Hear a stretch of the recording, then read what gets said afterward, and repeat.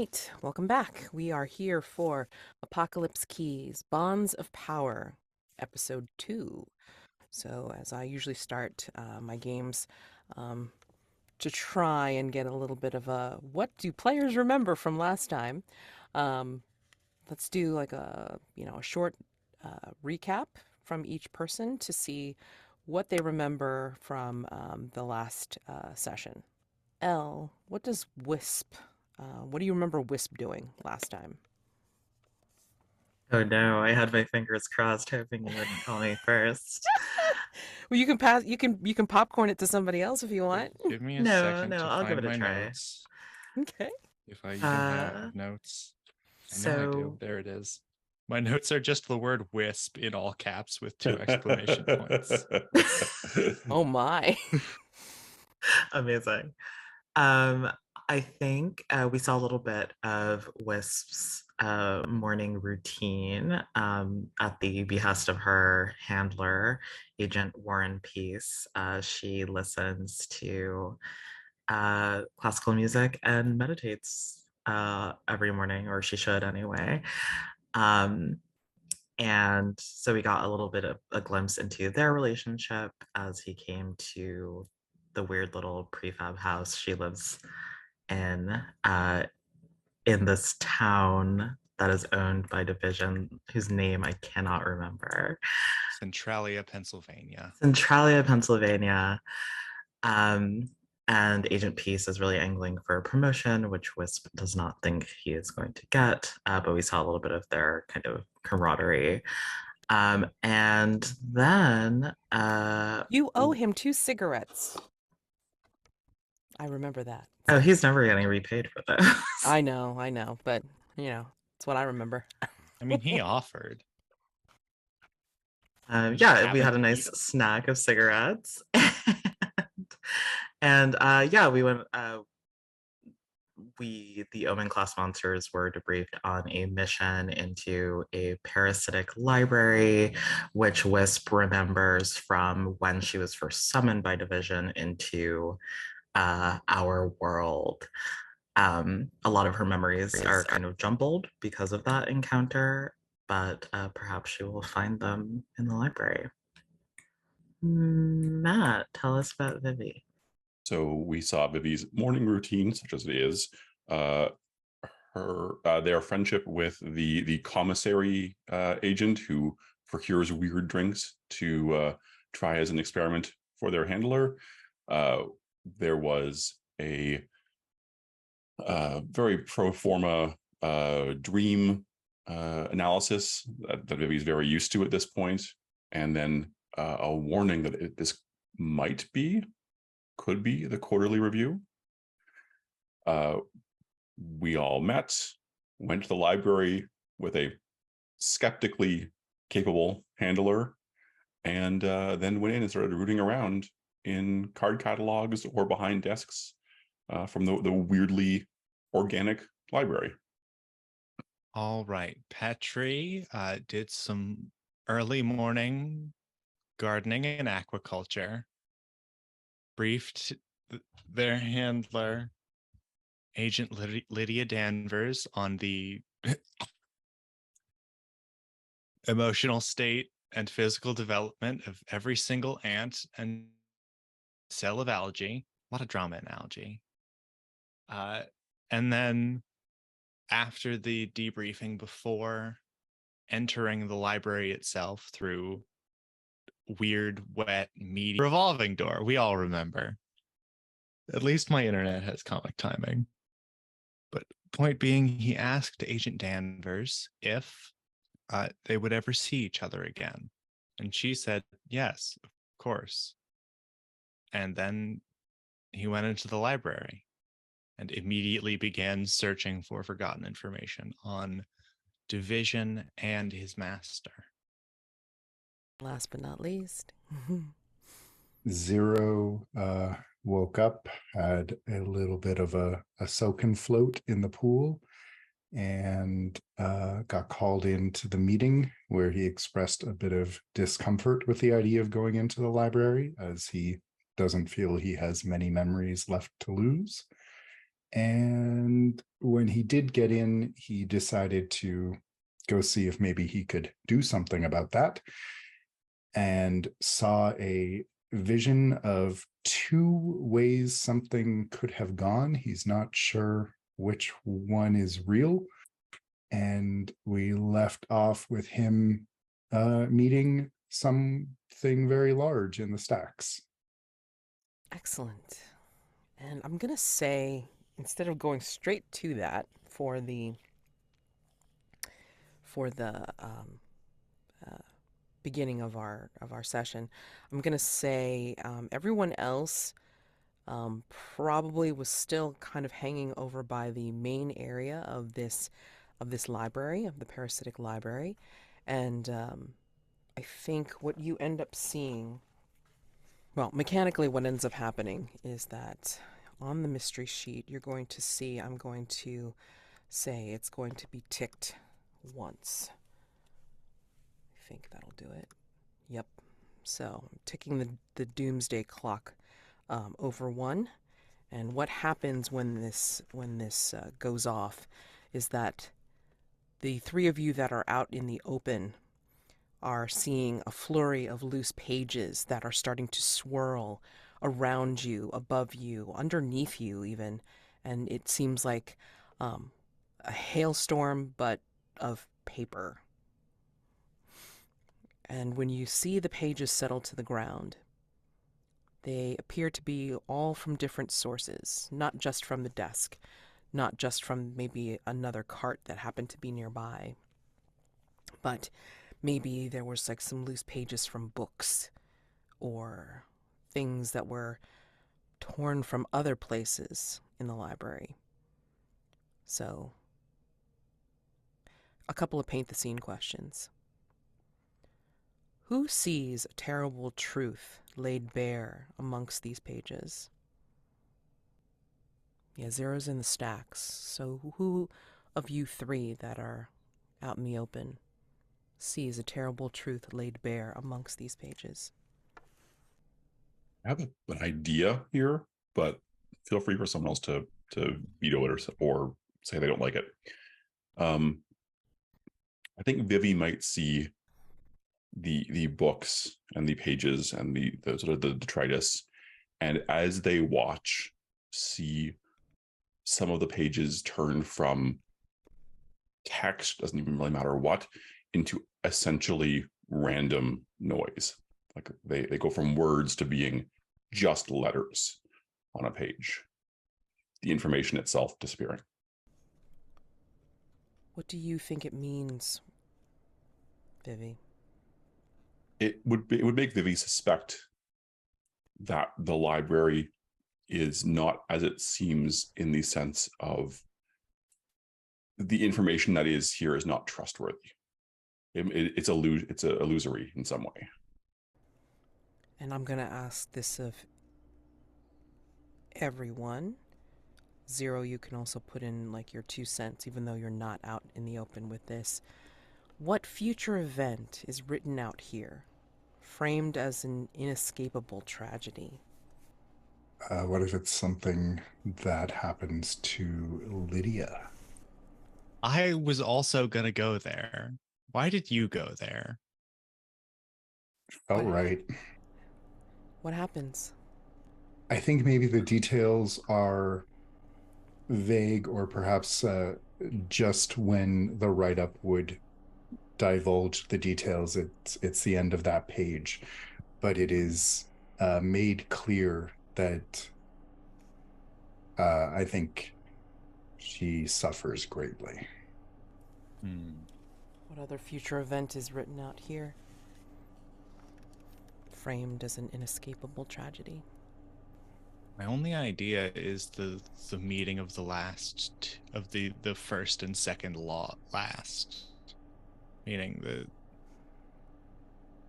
there is another. But we already did kind of fully foreshadow that. I think what we might get out of this is some kind of setting in that it does not take place upon this world. but it affects it. Of course. Doesn't everything?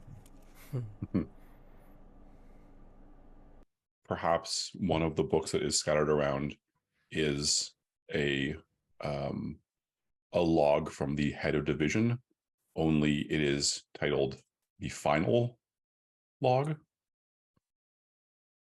and it's unfinished, suggesting some sort of terrible fate.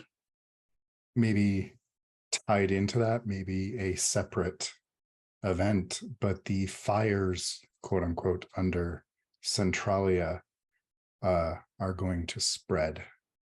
Yeah, perhaps building on that, there is a section of the text that talks about the burning of Bruce and Bruce, the twin world trees. Oh my god, that's horrifying. Don't call them twins to their bark. Oh shit. I would never. I wouldn't No. dare. I don't even think Wisp would have the temerity to do that. I mean, that would be. I think that's an Petri event in would, itself. but it's Well, not accurate. no. I mean, I think they would realize that Petri might do it out of sheer. I mean, my Contrariness? master is knit between all things, including the both of them, but they are different. Wait, can you? Well, then again, they've never been seen outside of their respective outfits, I guess. But could you tell the two of them apart if they weren't? That's Of a question. course. Okay. Well, yes, you would, Well, but I'm wondering about anybody else. Oh man, the questions that come up. Even for Petri, I think that would be something he would have to access through his master rather than something he could just sort of innately perceive. Gotcha.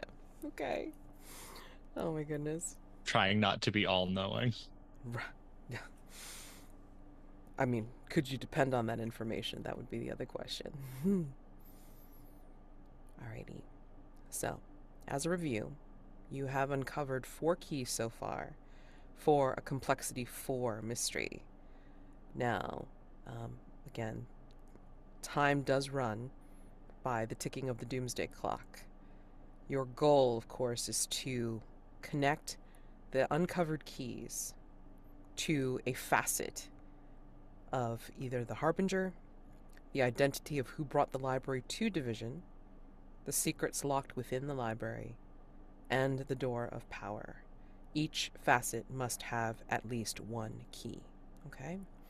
So you are welcome to continue to investigate, but I think as this flurry of paper was happening and then died down and each of you like see what you see written on the pages or turning into random noise, I think you'll hear like a static and a screech from your respective walkie-talkie devices, and you hear on the other end, "Hey, what's going on in there? I saw Spike on the monitors. What happened? Are you all right?" Vivi will answer. We're just investigating. We haven't encountered anything specific. We are fine, soft one. It's just paper and book. Wisp, you didn't touch the paper, right? Wisp is literally like bending her large body down to pick up papers as she like clicks on the walkie-talkie and goes, "No." Okay. Just remember what happened the last time you touched the papers, okay? She's touching the papers. What happens? Also, wouldn't she be the only one who remembers that? I mean, she doesn't really remember, so no. Well, The yeah, they're memory-eating monster took those memories, I think. right. And I think like Marcus is the assistant archivist, so like, you know, they might have read some stuff in the Okay. logs. That's a very good question.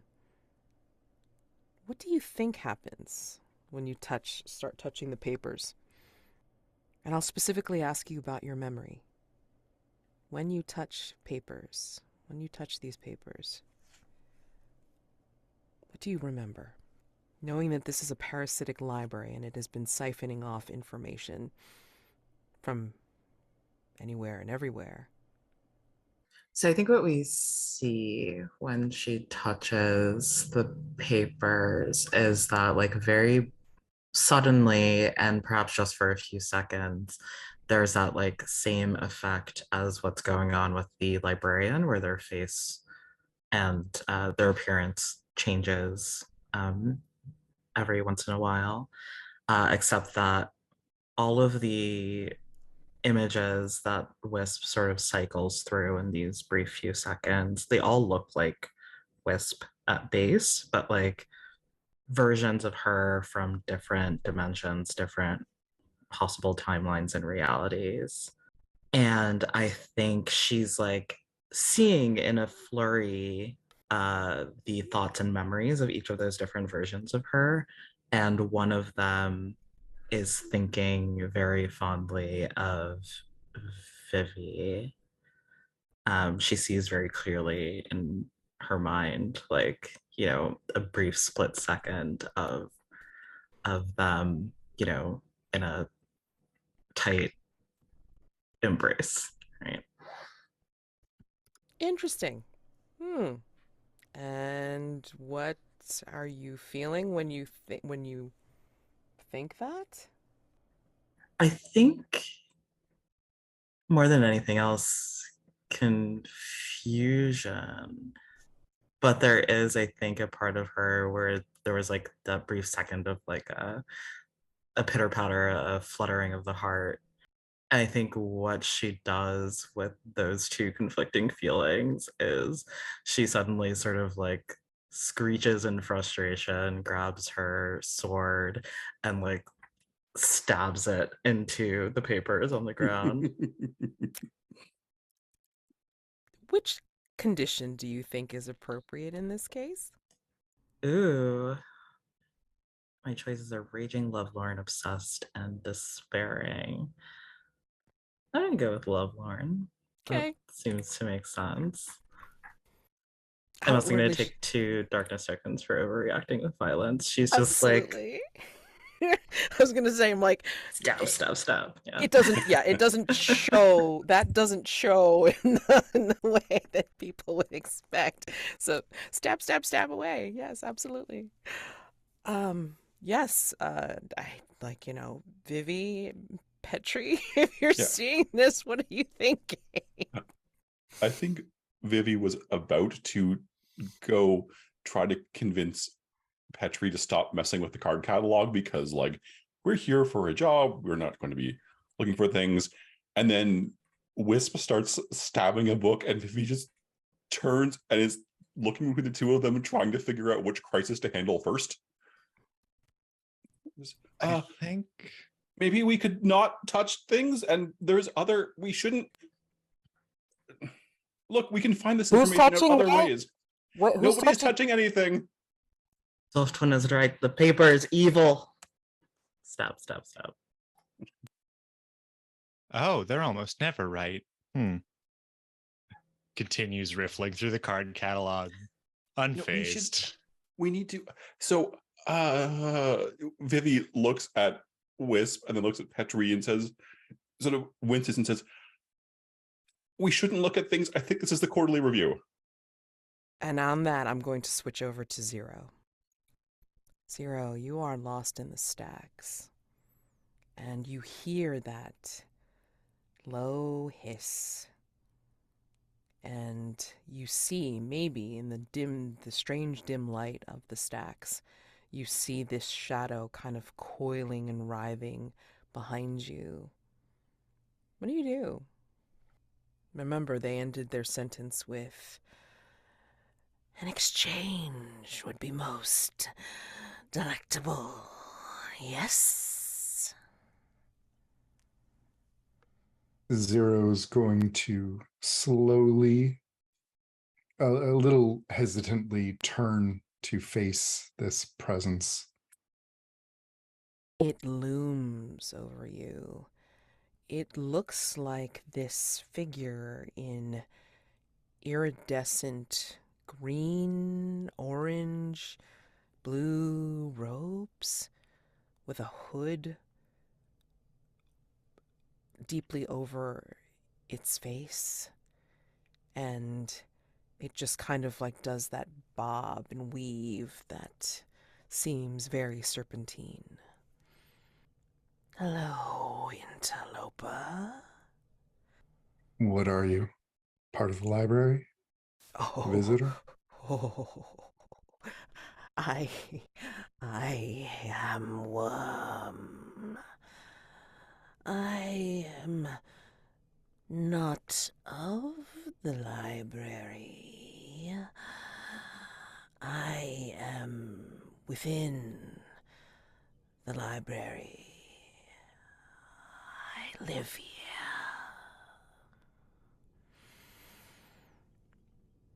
And what is it you think you have to offer?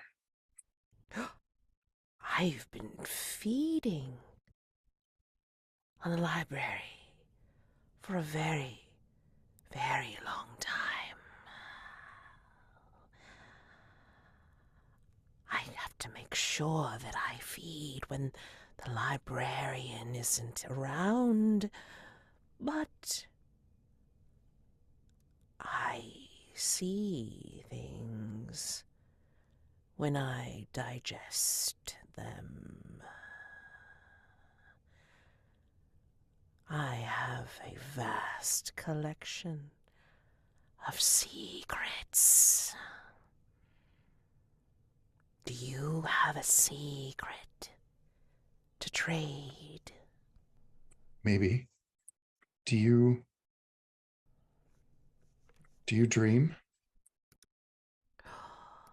Oh. And you hear like a very hissing chuckle underneath its cloak. No one's ever asked me that before. I remember feeding. I don't know if I dream. And I think Zero's going to look in the direction, the broad direction that he came from, and then turn back. And when he does, his pupils are blown out and the hair at his temples starts to ruffle a little bit. And he says, "Let's find out." And I'm going to use Walk With Me in Dreams, please. Ooh. All right. Tell us what it does. Like, read off the move. So, or rather, not that. I'm doing You Can't Hide Your Heart from. Wait, what am I?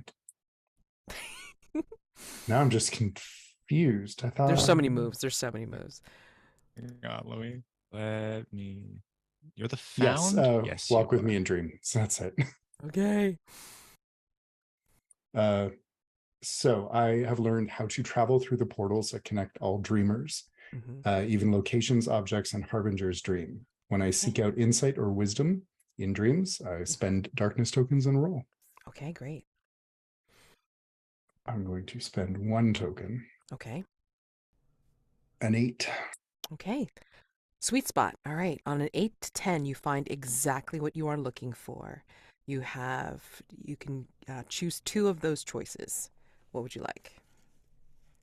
I would like to unearth a secret and also implant a suggestion that shifts reality. Ooh. First off, what do you want a secret on? I saw 2 potential pasts for myself. I would like to know which one is true. Let's see. Let me ask you that. Which one do you think is true for Zero? What do we think is the worst one?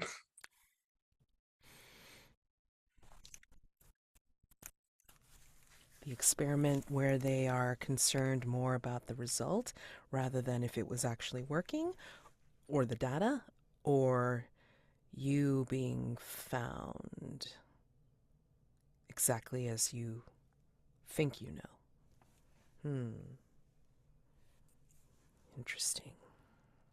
I think it might be worse.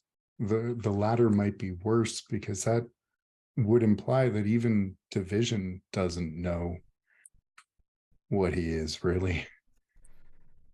He won't find answers. He can't find answers working with them. And then the other one is implant a suggestion that shifts reality. It has been digesting secrets. I would like to implant the suggestion that something has given it very, very strong indigestion. Let's Ooh. let some of those out. Oh boy. Okay. Yeah, I think. Well, what happens in that is that I think you start hearing like, wow, what is this?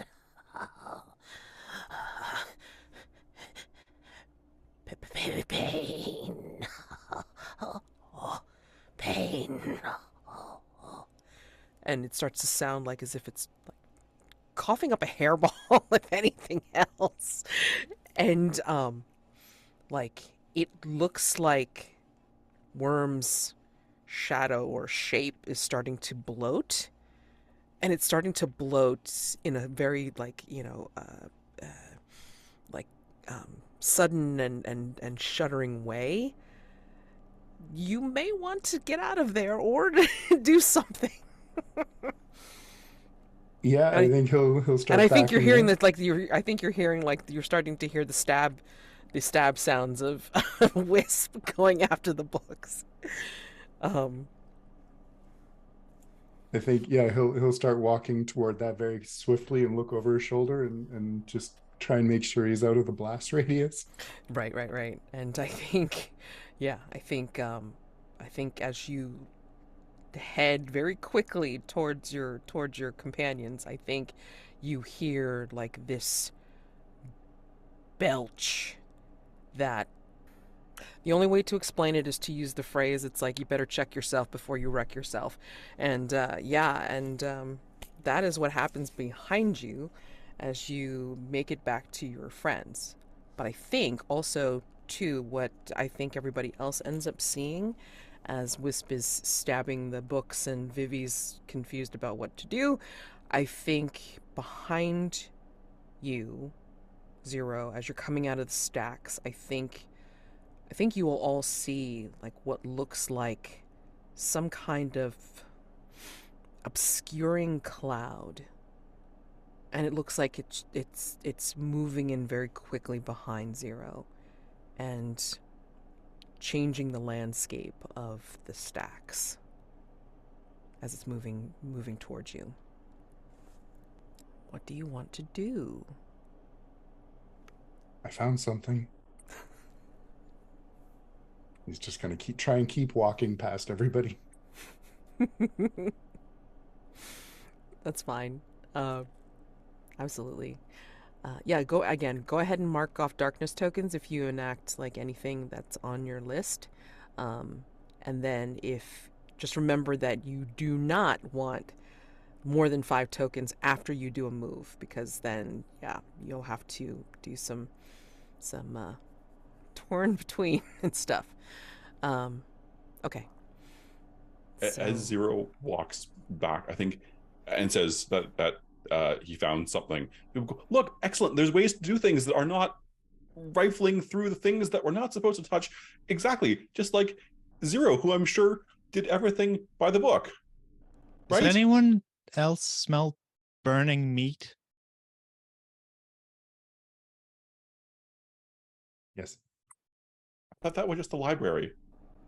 I think Zero is going to just kind of slide down behind the desk and just kind of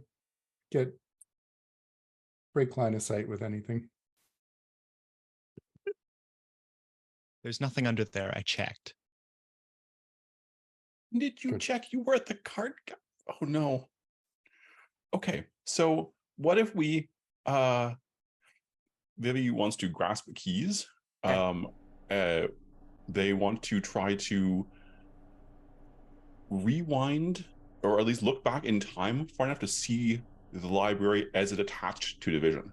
Because they're at the Ooh. entrance. And I Okay. have time powers. Okay. Yeah. All right. Let's see. Time distortion. Sure.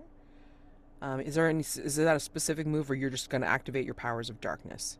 Just activating powers. Well, I'm grasp keys with darkness. Okay, great. Got it. Okay. Are you using any darkness tokens? Let's use one. Okay. What'd you get? That is 7. Ooh, on a 7, you find more than you were ready for. You may choose to mark Ruin to uncover a key, but in doing so, I will reveal how you come closer to becoming a Harbinger. Out of character, what are our tools for managing Ruin? I'm not familiar with this in the game that much. Okay, so basically, like, Ruin is your tracker for being able to. It's kind of like a different XP track. So XP track gets you your normal advancements and such, and your Ruin just keeps marking your way, your descent down to becoming, or ascent, to becoming a Harbinger. So as you mark Ruin, get Ruin moves, Ruin advancements and such, and it just moves you ever closer to that complete 180 from being an Omen into full Harbinger, joining the ranks of those that are moving against Division and, well, against the world, bringing about the apocalypse. So yay. So if you want to go that route, you can. But I'm just going to say, let's see. Yeah. So It's you a would mark 45 long track. It's fine. It's fine. Basically, Ruin is to cover you to get the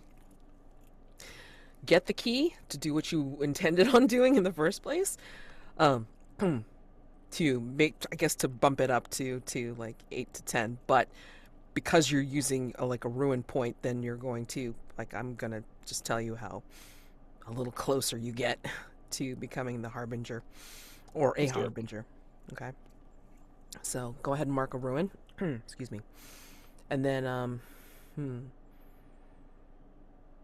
when you do this time distortion to find a key, let me give you the key first, and then I will show you how it moves you into Harbingership. All right, let me see. And you're trying to move into the time where the Parasitic Library attached itself to Division? Right. Hoping to see if there was someone calling it or someone guiding it to attach here, or any sort of gates left open, anything that sort of might indicate why it's here. Right.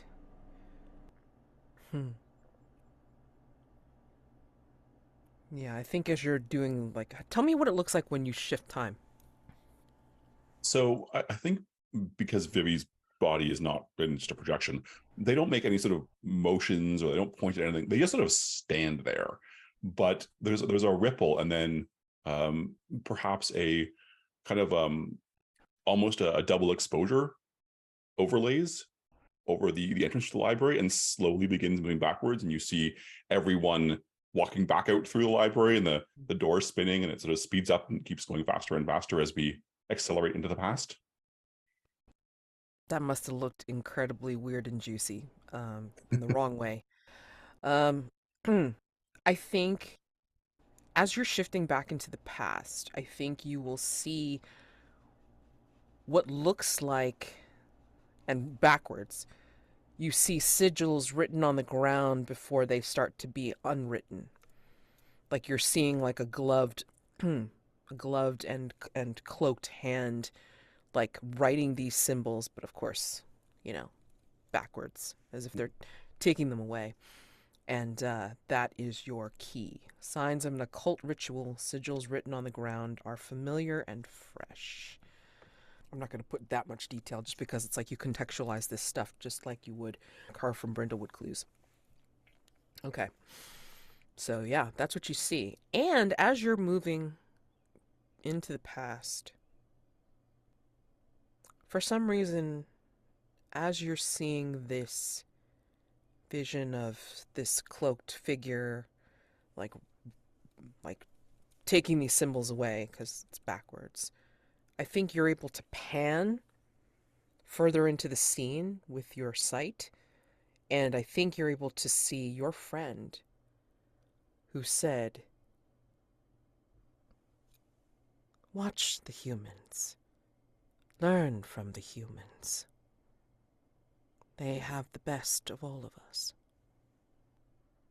You're not sure whether it's part of the actual vision into the past, or if you're just remembering something and for whatever reason these symbols are reminding you of them. I think when that happens, Vivi will just cut off the power very abruptly. Look, we found what we needed for, and then just kind of go quiet.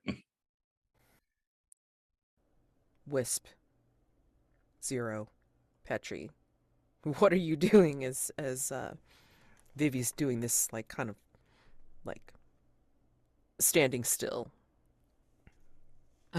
What exactly was the deal with the shadow that followed Zero out of the stacks? Or like what is going on with that right now? You see like rags and tatters, like kind of being pushed by this very physical mist. I mean, it looks like it's like fog, but it's actually pushing like rags in front of it.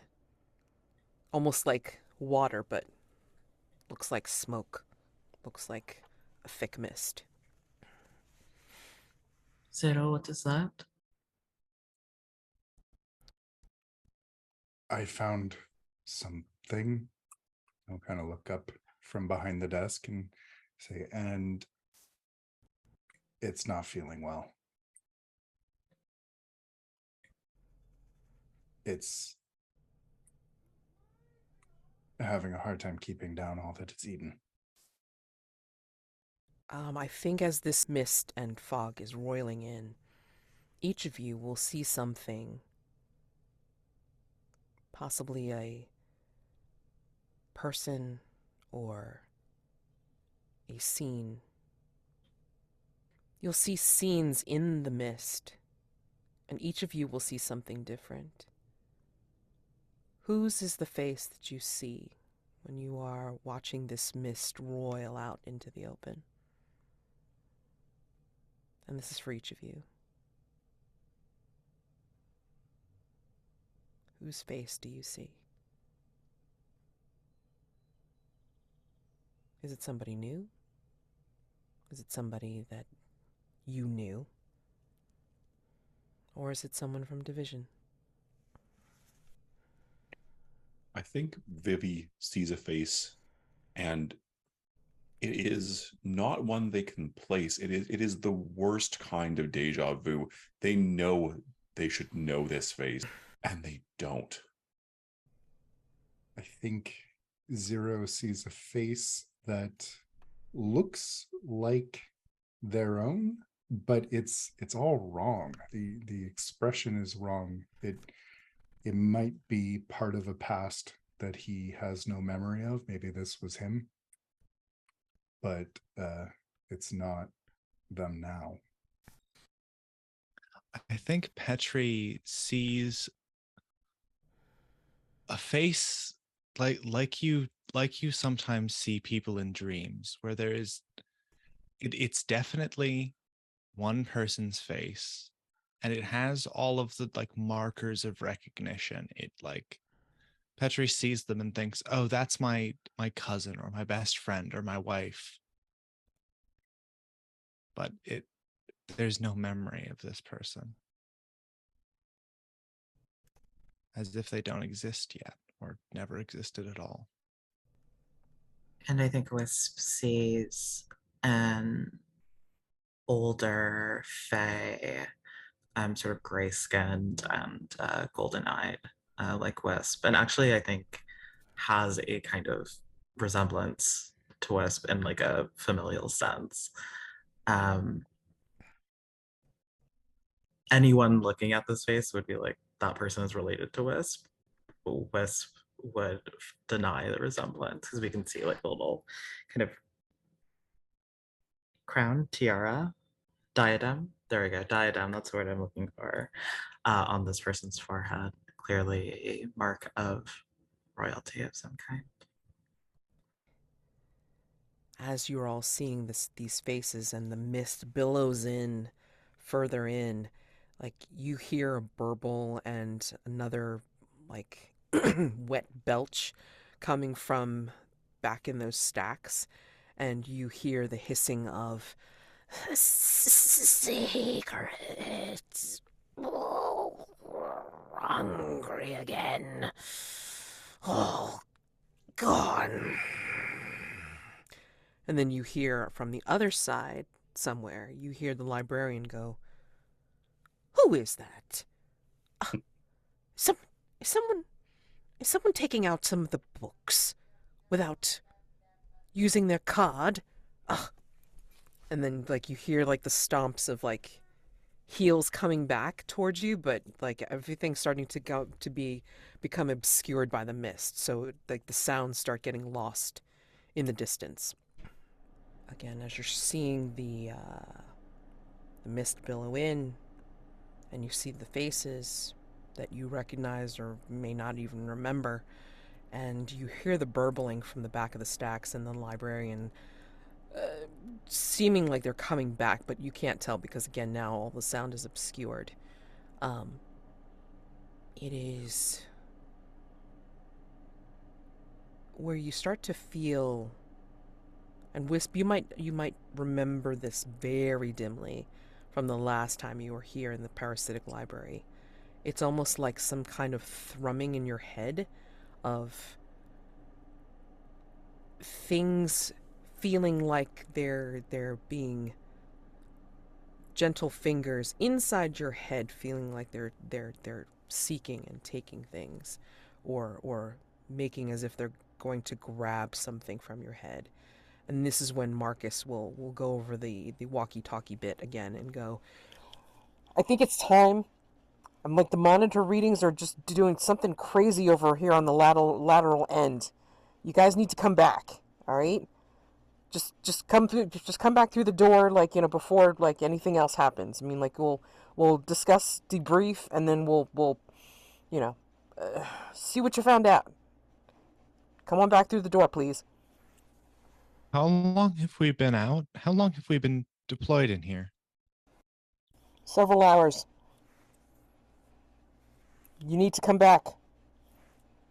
Wisp, oh, sorry, go ahead. Please go. I think she's gonna turn to the others and say, like kind of shaking her head, no. I think it's a trick. If we go back, we fail the quarterly review.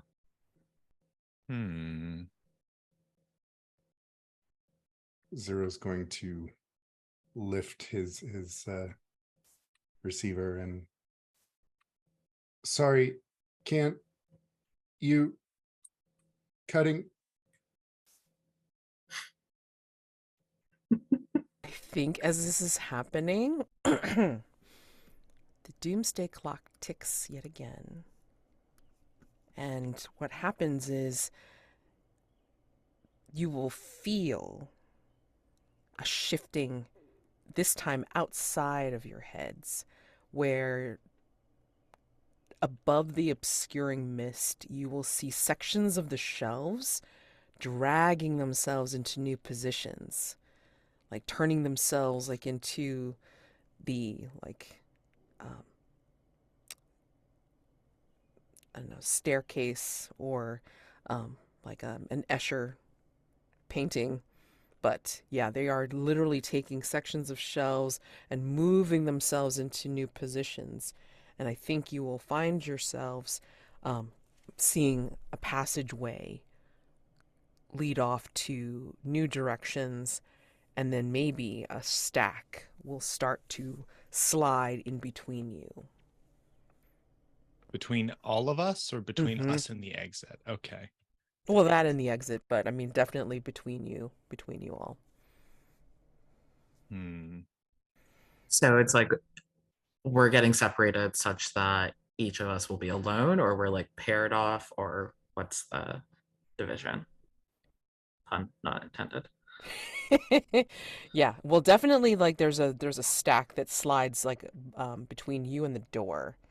And then I'm gonna say that there is another one that moves as if it's coming from like a big Tetris game. It's coming from above, and it's like like plunking itself in between the two pairings to start. So it's like Zero and Wisp, and then Vivi and Petri. Okay. People look up at it and just go, rude. You are only able to see each other through the holes in the stacks now. Well, I guess going back to the door is no longer an option, at least not directly. So we solve the problem. Should Yes, we well. call this in? And Vivi goes to look over at Zero, who of course they cannot see anymore. You can hear each other still, but yeah, you cannot see each other as there's like now books like filling in the spots where the holes were. Well, Not yet. I Give think it- we go find what's deeper in the library. Where are you guys? You gotta come through like now. You're gonna lose yourselves in there. Can What are we you leave doing? the walkie-talkies here? Soft one is, and she does the international sign for yappy with her hand. Interdimensional, even.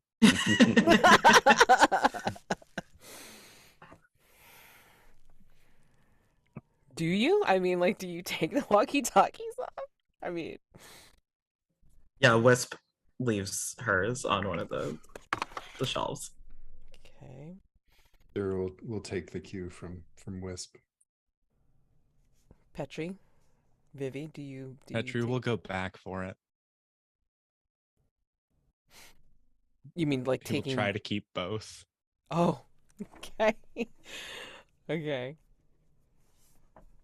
And then Vivi, are you keeping yours on, or are you taking it yeah, off? Vivi will just sort of make a tired parent look. And oh gosh. Vivi will radio in, say, yes, Archivist, the door is no longer accessible. We are proceeding deeper into the library to look for a solution. No, Over. don't, Vivi, don't do that. If you go in deeper, I can't guarantee like trying to get you guys out. Is the door blocked? Is that the problem? There are stacks now that have grown between the door and us. Shit. Okay, all right. I'm gonna get the field agents to open up the door, or like to get past the door. It's like, be ready to move as soon as I give you contact back. All right. I mean, I'm gonna get your handlers in on this. That seems inadvisable. Why? Even if you were to reconnect to the door, there is no saying that the patterns of the library would still be in this configuration when you arrive. All right. Well, keep your comms on. Keep your walkie-talkie things on, and then like I'll contact you back like once I get help. Okay. We'll come after you. Acknowledged. Vivi does not believe this. And yeah, I mean, like I really wish they wouldn't. Marcus clicks off, and yeah. You wish they would abandon us in here? It'll be easier to find our way out if no one is looking for us. It'd be easier to find out. How does that make any sort of sense? This place is a what is the word? Not a sapiovore. A logovore? So if someone knows where we are and they forget that information, what happens? Interesting. An interesting Nothing good. hypothesis. Well, as it is, like, Vivi and Petri are paired off, and then Zero and Wisp are paired off. So, yeah. And I'm going to say that two things happen. Well, besides this, I think as you're seeing the stacks, like, getting filled in front of you, I think each of you see a specific title on these books that speaks to you as a direct message from the library. What is it?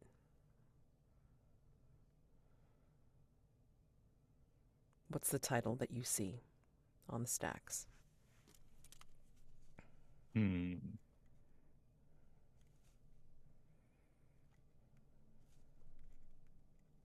a hard question because it has to be a book that doesn't exist.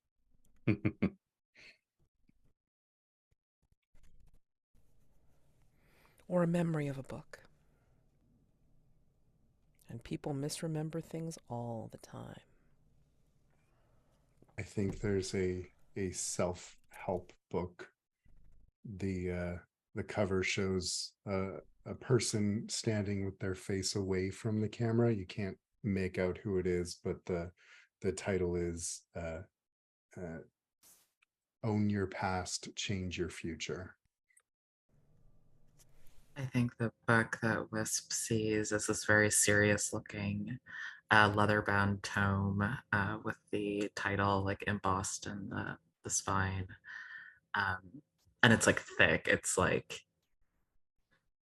a 3,000 page book titled very simply What They Took From You. Definitely sounds like an epic. Vivi sees it's not even necessarily a fully bound book. It's a single run academic paper, and the title under about 30 authors is Practical Considerations in Causality Modification, a meta-analysis.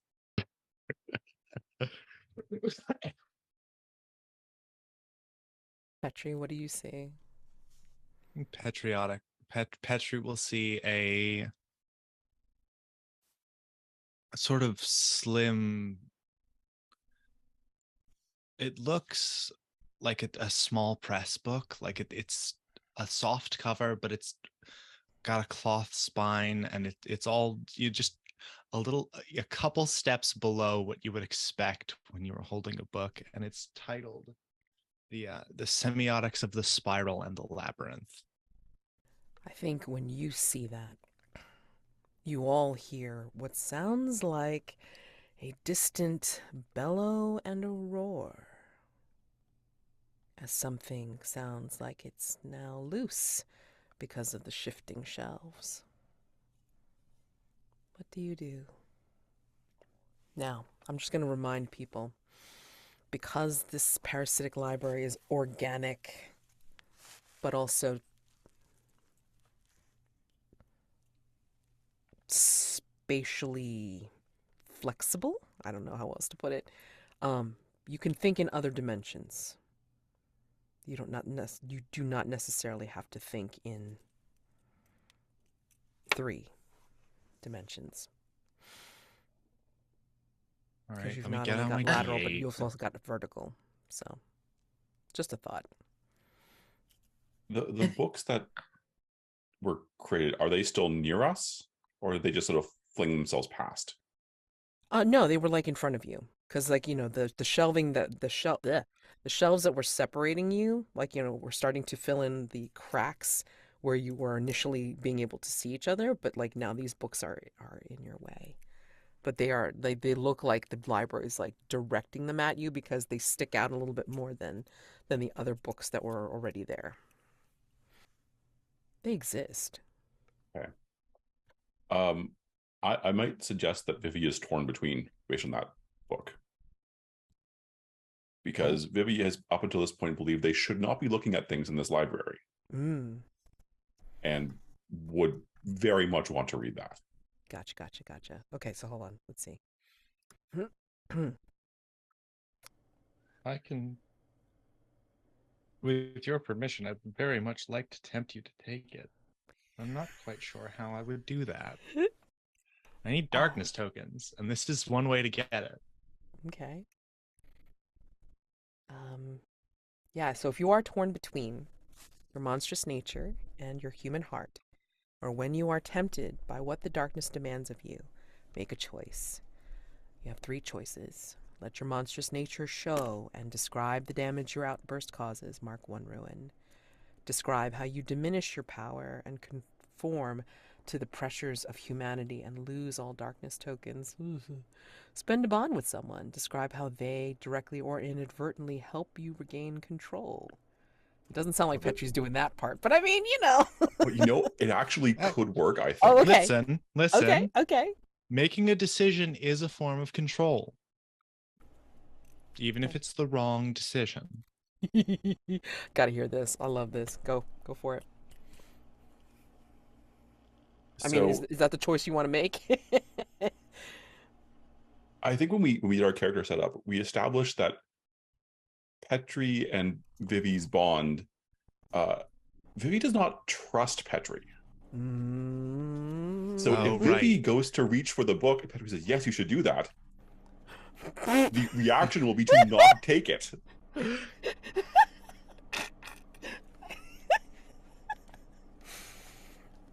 What does this look like when you're rethinking your move? When you're rethinking your action? I'd love to hear this. I think almost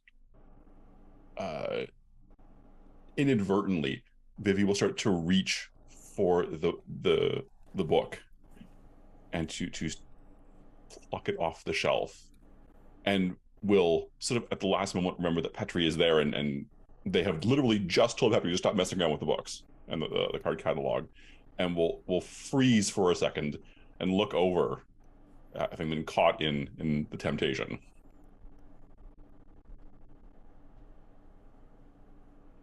Are you spending that bond then? Is that what you're doing? I think so. I mean, but does Petri react to that, or? Not anywhere you can see, no. Okay. Petri will grab your book off the shelf when you walk past it, though. Along with the stone, of course. So, sure, then he looks over at Petri, I'm spending that bond, and then just puts it back, and then Petri can just take it.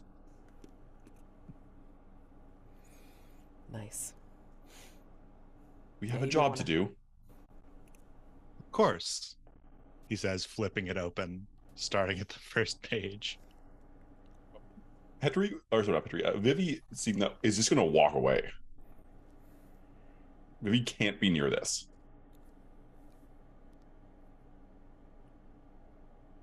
Whatever you think I'm doing, it's definitely worse to leave your comrade behind. Can't. Get rid of that book. And Vivi will just keep walking. Knowledge is neither good nor evil. It's all in the application. And this is very thoroughly applied. Are you... I mean, this may be a stretch, but I'm just making this suggestion. Are you trying to reveal your heart, Petri, to Vivi? Are you connecting? Or are you just being... I will ask that to... No. Fuck it. Let's roll some dice. Yeah, reveal your heart and try to sincerely connect to someone. Spend darkness tokens and roll. We'll spend 1 darkness token. Okie doke. And roll. Okay. Nice try. Good job, too. That's a 7 on the dice. 7. Something interrupts or undermines the moment. A dire Oh warning. no, that's 7 plus 1. Or actually, no, it is a 6 plus 1, so it is a 7. Yep, something interrupts or I undermines the should get moment. easier to read dice. Dire warning, consequence, or aspect of the mystery itself. Keeper will tell you what happens next. Now, again, a little bit of a boost. If you want, you can spend a bond to bump it up a tier. So you can get it to 8 to 10, but you have to spend one of your bonds. I mean, what does this do for me? I think it's more interesting to fail, honestly. Okay. All right. So, yes. So something interrupts, undermines the moment, dire warning, consequence, or aspect of the mystery itself. Okay. Oh boy. The book bites me. Let's see. What was the full title of the book again? I tried writing it down, but I couldn't catch everything. I will put it in chat. Okay, great. Please. I have to see it too. Oh god, yeah. Reality cuts? Sure. Practical consideration. Oh my. Huh. Petri, Hmm? your power is matter manipulation and knowledge of the collective, right? Yes.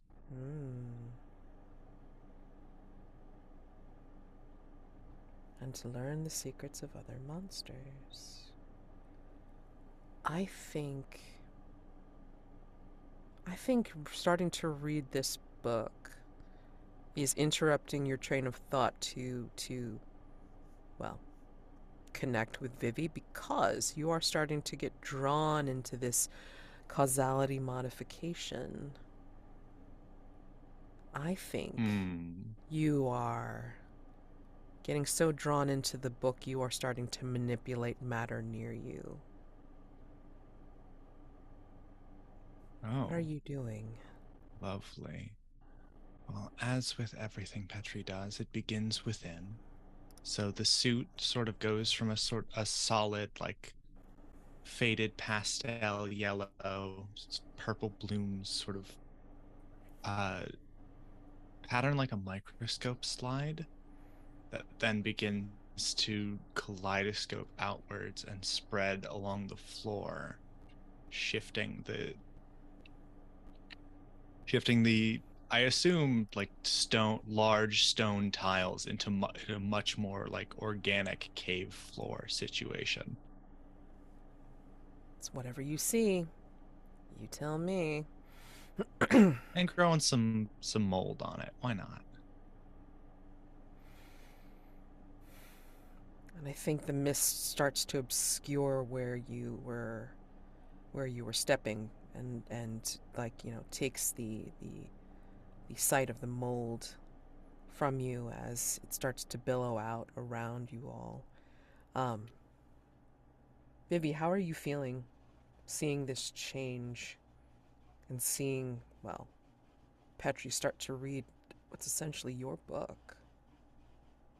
I think perhaps the changing floor actually overtakes Vivi as they're walking away, and there's the click of refined polished tile, the click, and after the third or fourth step, it's just sort of the thump of a rough floor, and Vivi stops and looks down, and slowly turns around and sees this change emanating from Petri. She's like, "What are you doing?" What am I doing?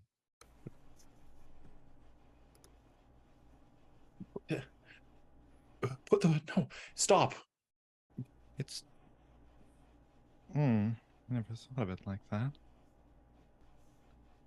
What? You're changing things. No, I'm not. It's just getting misty.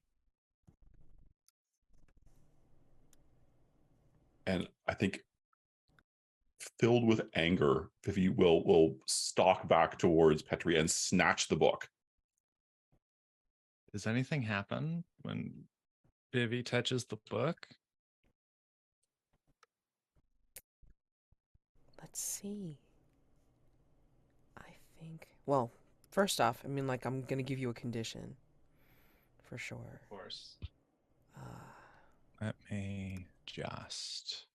Where are those listed? Oh, well, for you, your conditions are listed on your playbook, which I was trying to pull up, and I can't seem Hang to on. locate on my folder right now. But for Vivi, Let me scroll up. do you think you're I need it because just I also distracted, or you think you're obsessed, Vivi? At this point, it's distracted. Okay. Because Phoebe's trying not to obsess about it. Okay. Okay. I've opened my book. My conditions are enthralled, sanctimonious, visionary, and nihilistic. mm.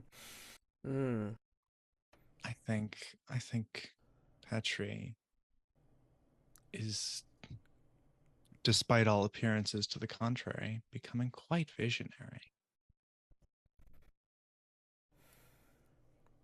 I think it's starting to manifest, and while it's doing that, you know, let me go switch over to Wisp and Zero. All right, for you two, yeah, I mean the door's blocked. You're essentially being herded by these shifting shelves. I You can think still sort of hear the other two, but I mean, like, you know, I think they're starting to become distant as they move away from the shelving. I think especially as like the library literally like reshapes itself around us, Wisp is trying to sort of stave away that persistent feeling she has that it's a bad idea for her to be in this place. Um, so I think she kind of deflects, and as she like presses forward, just following the path, she'll turn to Wisp. She'll turn to Zero and say, when you came back to group, you looked afraid. Yeah, I set a secret eater to explode. That was probably not smart. She kind of shrugs. It happens.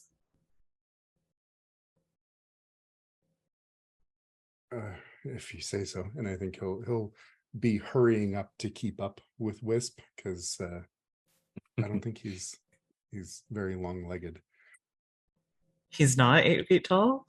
No. No, I think Question. no. Go ahead.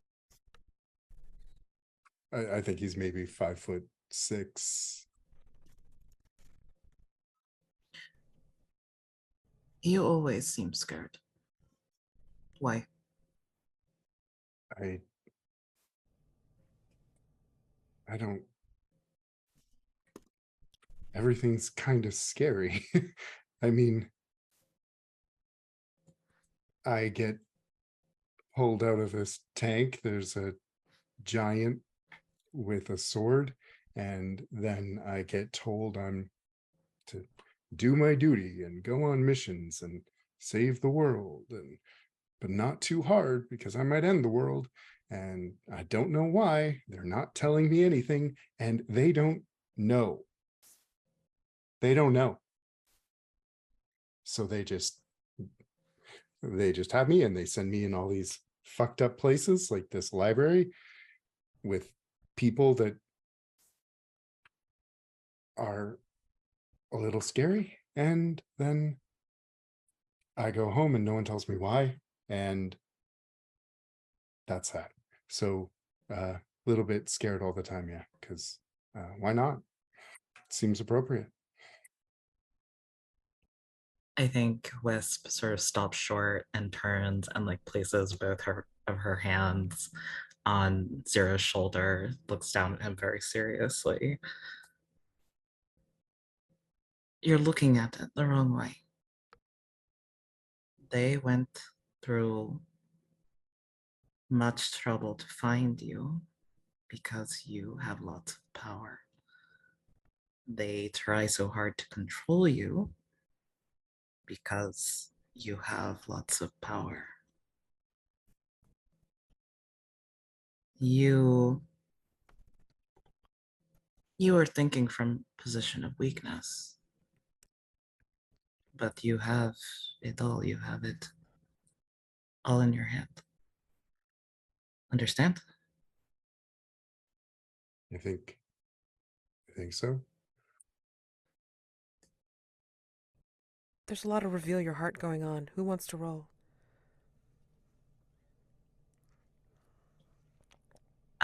I feel like Zero revealed first, so Ben, if you want to roll, be my guest. Sure.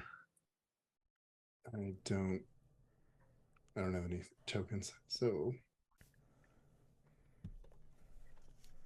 that's a 7. Oh boy. Do you want to spend a bond to bring it up, or are you good with 7? We know there's something else in here. This seems like a good opportunity to meet it. Oh yeah. I mean, as I just have this picture in my head. 8 foot tall, Wisp putting her hands on Zero, and it's just looking like a mom for a little kid. Yeah, she definitely had to bend at the waist a little. Looking bit. all the way up. Yes. I think as this is happening and you're getting like heartfelt advice from Wisp, I think you're able to see from beyond her, like through the mist, like you see like the mist kind of being blown like to the side as if something has snuffled its way into view, but you still can't see it. And it sounds very large because, again, the mist is being moved out of the way by something that looks like it's stomping or pawing at the ground behind Wisp. And, yes, I think that's when you hear the. I won't do it because it's like I know I get loud when I do it. It's basically a very loud, bullish bellow, but you can't see anything, Zero. And I think, Wisp, you do hear it behind you.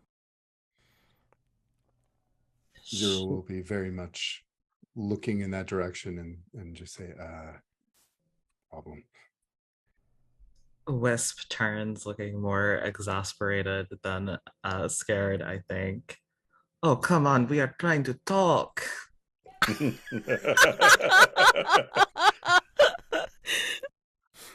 um, yeah, and I think you will hear like thundering, even on this surface, which you can't tell what kind of surface floor it is underneath your feet. But I mean, like, it sounds like it is charging you, and you can see the mist part very, like, skittishly as if something big is plowing its way through it, like through a field of deep grass, like tall grass.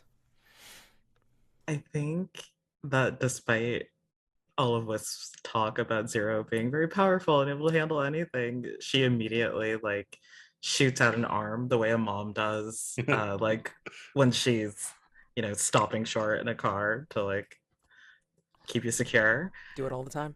And um and I think the other hand goes to like she wears a bandolier over her armor, like in her character portrait, that has all of these little kind of crystalline bottles that are filled in this with this like kind of glowing orangey gold liquid, um, kind of arranged like grenades right across the bandolier. And she takes one in her hand and just like crushes it in the palm of her hand, lets the liquid flow down, and she is using her move Borrowed Power, um, that lets her summon a creature from another world to help her. I don't know that if she's ever explained this fully to her fellow agents here, or Sure. fellow Omen class monsters.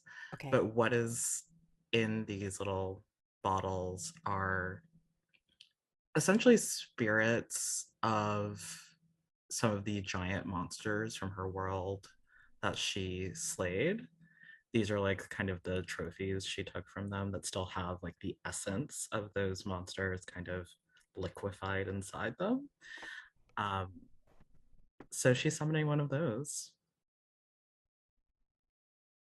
Okay. Spend some darkness tokens and roll. Okay. I will spend. Let's spend 3. Okay. That is an 8, right in the sweet spot. Oh, thank goodness.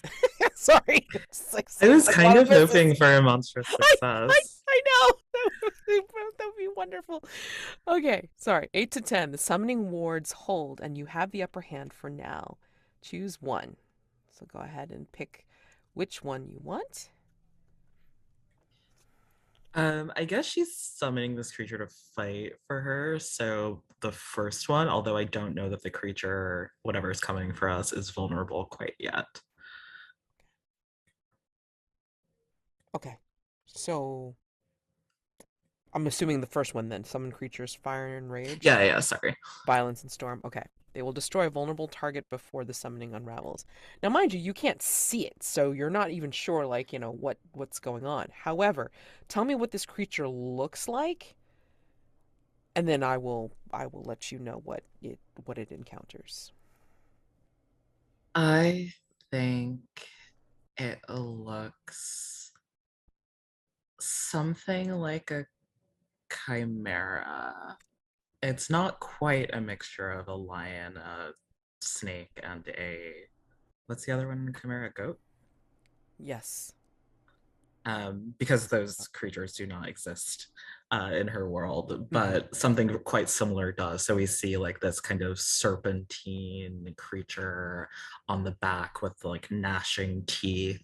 There's a sort of giant feline maw at the front of this like hulking beast, and it kind of materializes on cloven hoof and lets out this like deafening, otherworldly braying that sort of sends books and papers scattering around it. And I think it sends out that cry, and then I think you see it reach out and grasp something that was charging you because you felt the thrumming of the floor, but it stops whatever it is dead in its tracks. And I think in its grasp, you see this thing that looks like a serpentine beast, and it is, if Zero, you know what dream stuff, you recognize what dream stuff is made of. What is nightmare made of? Because this is what it looks like. The thing about it is it's made of the same stuff. Just hits different. And hit it does. It's writhing in the grasp of the chimera, the fey-like chimera, and it is bellowing something hideous as it's trying to like twist its way out of the grasp, and it is spewing some viscous material that looks like it's burning the mist that's around it. And yeah, I mean, I think this creature of yours is essentially smothering it, suffocating it in whatever way it breathes, and it becomes smaller and smaller in its form before the. Will your creature eat it, or just crush it? Let's say it crushes it. When it crushes it, it doesn't make any sounds because again, it's a summoned creature, so it's not of like true material form. But when you see it, the other things, um, spit or whatever it was, drip down onto the floor, it burns where it lands. Do you think your summoned creature stays to do anything else, or do you think it goes once it's done? I think that while the creature is doing its thing, Wisp is sort of it's not that she's controlling it, it's that she has to kind of keep the summoning up, and like keep it in control. Yep. Though she doesn't like control its every action. So Right. she's kind of like swaying. Her eyes are glowing like 5 times as bright as they usually do. And it's not until she, you know, comes back to herself that the creature just like disappears entirely.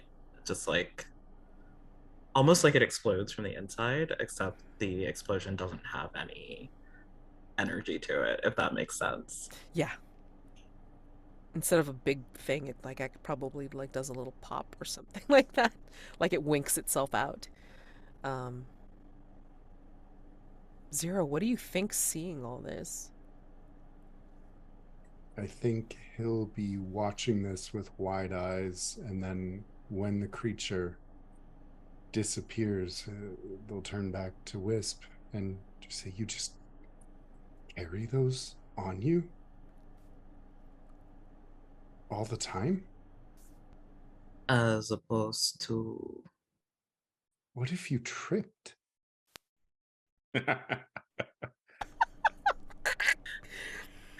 she like gets this look on her face that's like very much like, oh, I never thought about that. Oh my god! Oh Jesus! Oh my god! Oh. But thanks. Well done. You can get the next one. Oh, great. Oh my god, that's so funny. I don't know if you want to continue on with trying to reveal your heart. Ah, I mean, I feel like you need to roll for that too, because I mean, granted, yeah, you kind of got interrupted, but you were trying your own way too. So if you don't mind, Wisp, go ahead and roll reveal your heart because I thought that was like really cool. Yeah, sure. Uh, where's the dice roller? There it is. And you can spend some darkness tokens, or not. Darkness Torkins. Oh my god. Blah, blah, blah. Yeah, I'm gonna spend two, my remaining two for now. Okay. That is a 7. Um, I think I'm gonna spend a bond. Hmm. And remind me, I think I know how bonds work. Because I should, because I played this game before, but um when I spend a bond, I narrate a little, like a very short scene, like vignette, right, that shows how Yes. the memory of that person or thing is helping me succeed in this moment. I believe so. Hold on, let me just double check myself in that. I mean, we were basically like how does this bond like work towards, you know, towards this moment? Is basically how we played it. But yeah. Page 25. Thank you. I was right on it too. Okay. Yeah. Spend it to gain or lose um, one to your roll. Let's see. Represents leaning on shared memories or how a character helps in the moment. When a bond is spent, it does not destroy or undermine the relationship. So you would briefly describe a moment or flashback that helps your PC avoid consequences or control your supernatural powers. Yeah. And when you're spending a bond on what the darkness demands is slightly different, right? Yes. So when you spend a bond with what the darkness demands of you, you describe how you are coming closer to becoming a harbinger. Yeah, represents a moment where the PC comes closer to the edge of the abyss. Yeah, I'll spend my bond with what the darkness demands. Okay. I love the way he wrote this. This creates a bittersweet moment, a sharp edge to a beautiful memory, or a hint of a terrible fate in the midst of happiness. I think we get a brief flashback to um, another Fae, someone that we don't recognize, a scared and slight, like femme presenting Fae, who's like cowering as one of these giant, kind of grotesque chimera like creatures is sniffing its way toward her, about to make her its meal. And we see Wisp, uh, descend from nowhere, it seems, like landing on the chimera's back, with her sword at its throat, and it's like thrashing around, but she's holding on. And um, we see the bloodlust, the hunter's instinct, and she slays the creature, saves the woman. I think when we flash back to the present, the way Wisp is looking at Zero now is the same way she, like, the same glance that she gives the woman at the very end of the flashback, that says, it's like an understanding brewing that, um, no matter the she's the one who like has the instincts needed to do what needs to be done. And it's not always about power, it's about what you're willing to suffer through and endure. And she doesn't see that in Zero.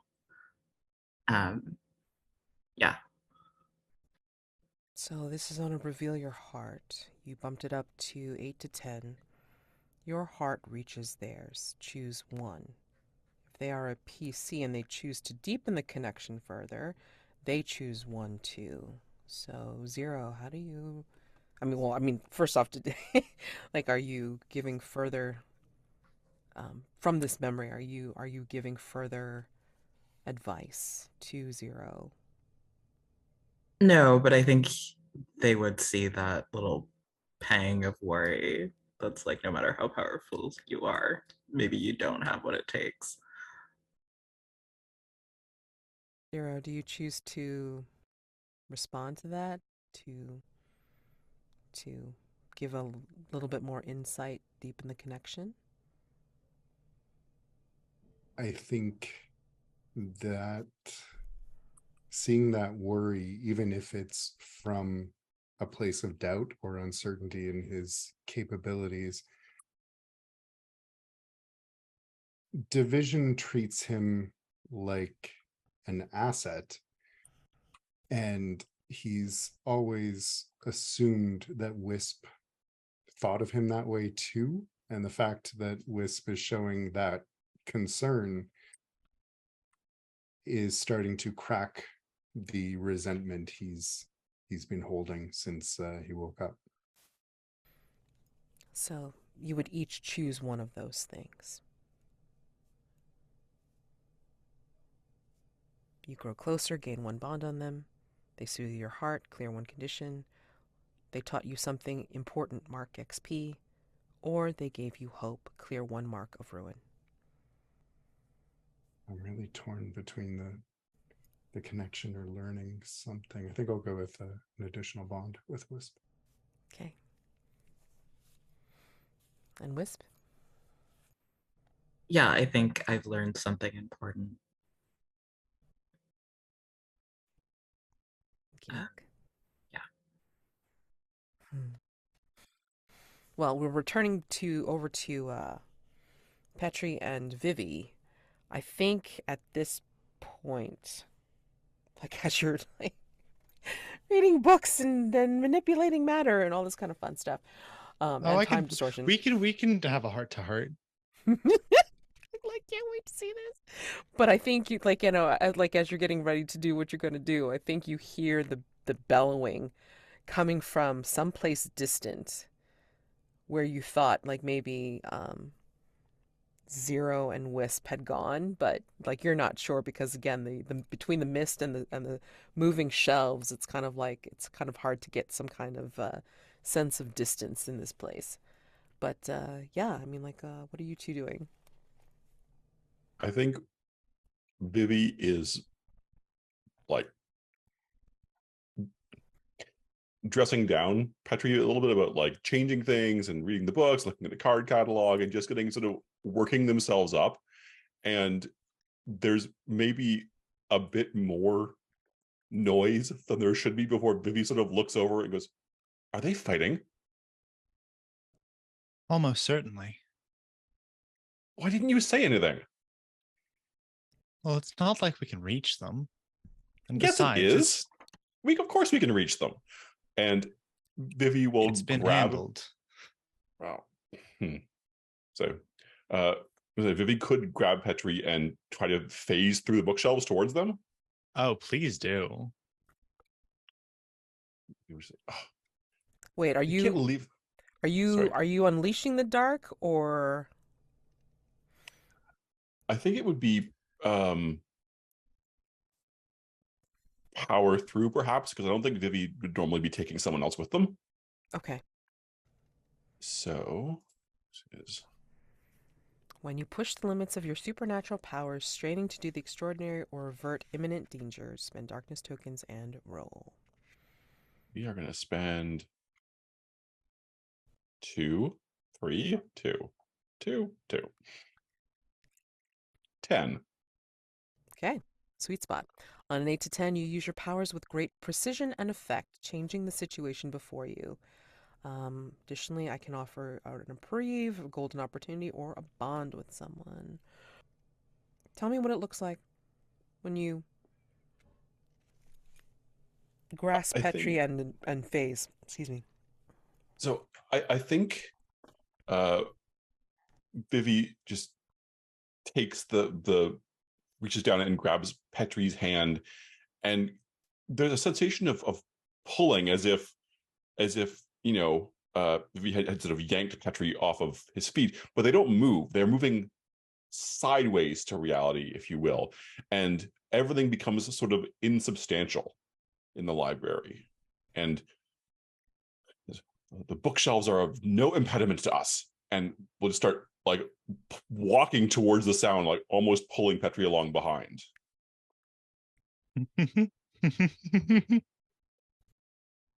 And yeah, just like they're now moving like perpendicular to the stocks through all of these shelves of books. I'm not sure how accurate navigation is towards the sound, but that's where they would head, and just say, I just can't believe you would just do that. Just start changing things with causality. That you just so irresponsible. You're That was hardly the time to speak. Why are you afraid of me, Vivi? What about my power sets you so on edge that you could be surrounded by enemies on all sides and I am your greatest threat? Vivi stops dragging Petri and turns and say, I have seen you just now with your mind what took me years and a lab full of equipment to do, and you wield that power as if it is nothing, as if it is a toy. Ah, no, you've got me all wrong. It is not my power to wield, and I never wield it alone. We will frown. I certainly wasn't helping you. No. I was helping myself, or rather, we heralds always help each other. I can feel them even now, even as distant as I am from my master. Every version of me that exists, everything they know, everything they've ever learned. It took you, a team of people.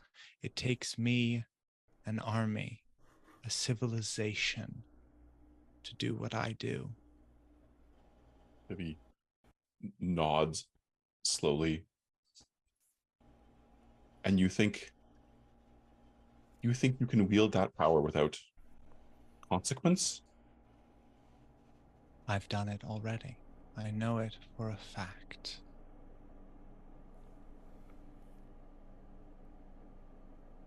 And Vivi is just, there is just sadness and anger in Vivi's eyes.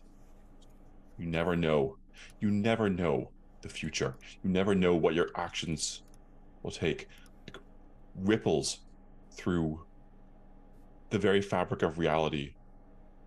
There are always consequences, and there is always a price. And if you do not know what it is, if he just cuts off, this is not something that they want to get into. It is too painful.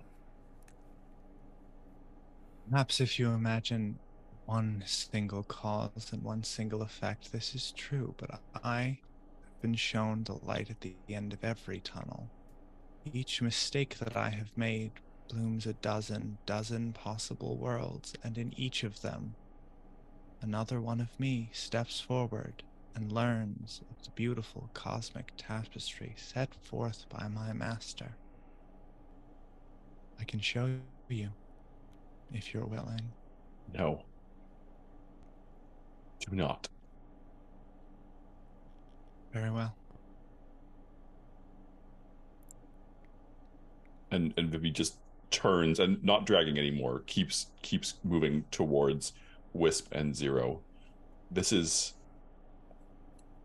again a temptation that inadvertently in Vivi's mind they are already thinking about how the multiple versions of Petri's power could be used to change things, and what they might do working in concert. And it is something that they're trying very hard not to think about, but it keeps popping up. Yeah, I feel like this is very appropriate for a reveal your heart. Petri, I mean, I think you should roll on that. Please. Reveal your heart, try to sincerely connect to someone, spend darkness tokens, and roll. That is a 10 on the dice. I did not spend darkness tokens because I forgot. Okay, well, it's okay. You're in a sweet spot. On an 8 to 10, your heart reaches theirs. Choose one. If they are PC and they choose to deepen the connection further, they choose one too. That's up to you, Vivi, if you want to do that. But Petri, go ahead and choose one of those choices. Grow closer with the bond, soothe your heart, clear a condition, taught you something important, mark XP, or they gave you hope, clear 1 mark of ruin. So, one of those 4 choices. I will take a bond. Okay. I think Vivi will also take a bond. Okay. What is your power set, by the way? I can't remember. It's dimensional phasing and time distortion.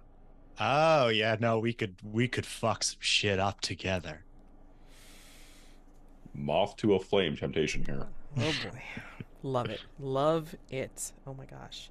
Well, I mean, I think after this exchange through dimensions and even like partaking of some dimensional dimensional alone time, that's how I'm going to call it. You know, you guys shift into the reality where you see the remains of Wisp's summoned creature like kind of wink or like, you know, do the slight implosion out. And there's Wisp talking with Zero. Do you still have the protective gesture over Zero? Like, you know, to try to keep him, I guess, covered while your creature's taking care of the the monstrosity? I don't think so. Were we there? Okay. Did we arrive fast or early enough to see that happen though? Yeah, I was curious whether that was seen. Right. I think it's more dramatic if you did see it. So if you want to Okay. have, yeah. Sure. Vivi sees that and gains 4 darkness tokens. Feeling rejected. I think. Wait, hang on. Let me check my triggers. I may reach my breaking point. Oh no. Or no, I might become torn between Okay. in a second. We'll see. Okay. Alrighty. So yeah, I mean, I believe at this point, yeah, you see this. I mean, how do you two react to seeing this? Why, with delight and appreciation, of course, I am torn between. Torn between your monstrous nature and your human heart, or when you're tempted by what the darkness demands of you, make a choice. Where is what the darkness demands of me? Is it at 5, or do we have to do a move and then end with 5? If you do a move and end with 5, then yes, Okay. you're torn. Oh no, okay. So I haven't done a move yet, so I'm not actually torn between. If you want to, you can trigger it voluntarily. No, I've had enough. I've had a whole monologue like literally 30 seconds ago. Let's get some other people in here. Are you torn between, Vivi? Not just yet, but between the sort of the yeah, it's not quite, but Vivi's on edge after that discussion with Petri, and then seeing the sort of protective gesture is just a flash of jealousy and then guilt. Oh my. Do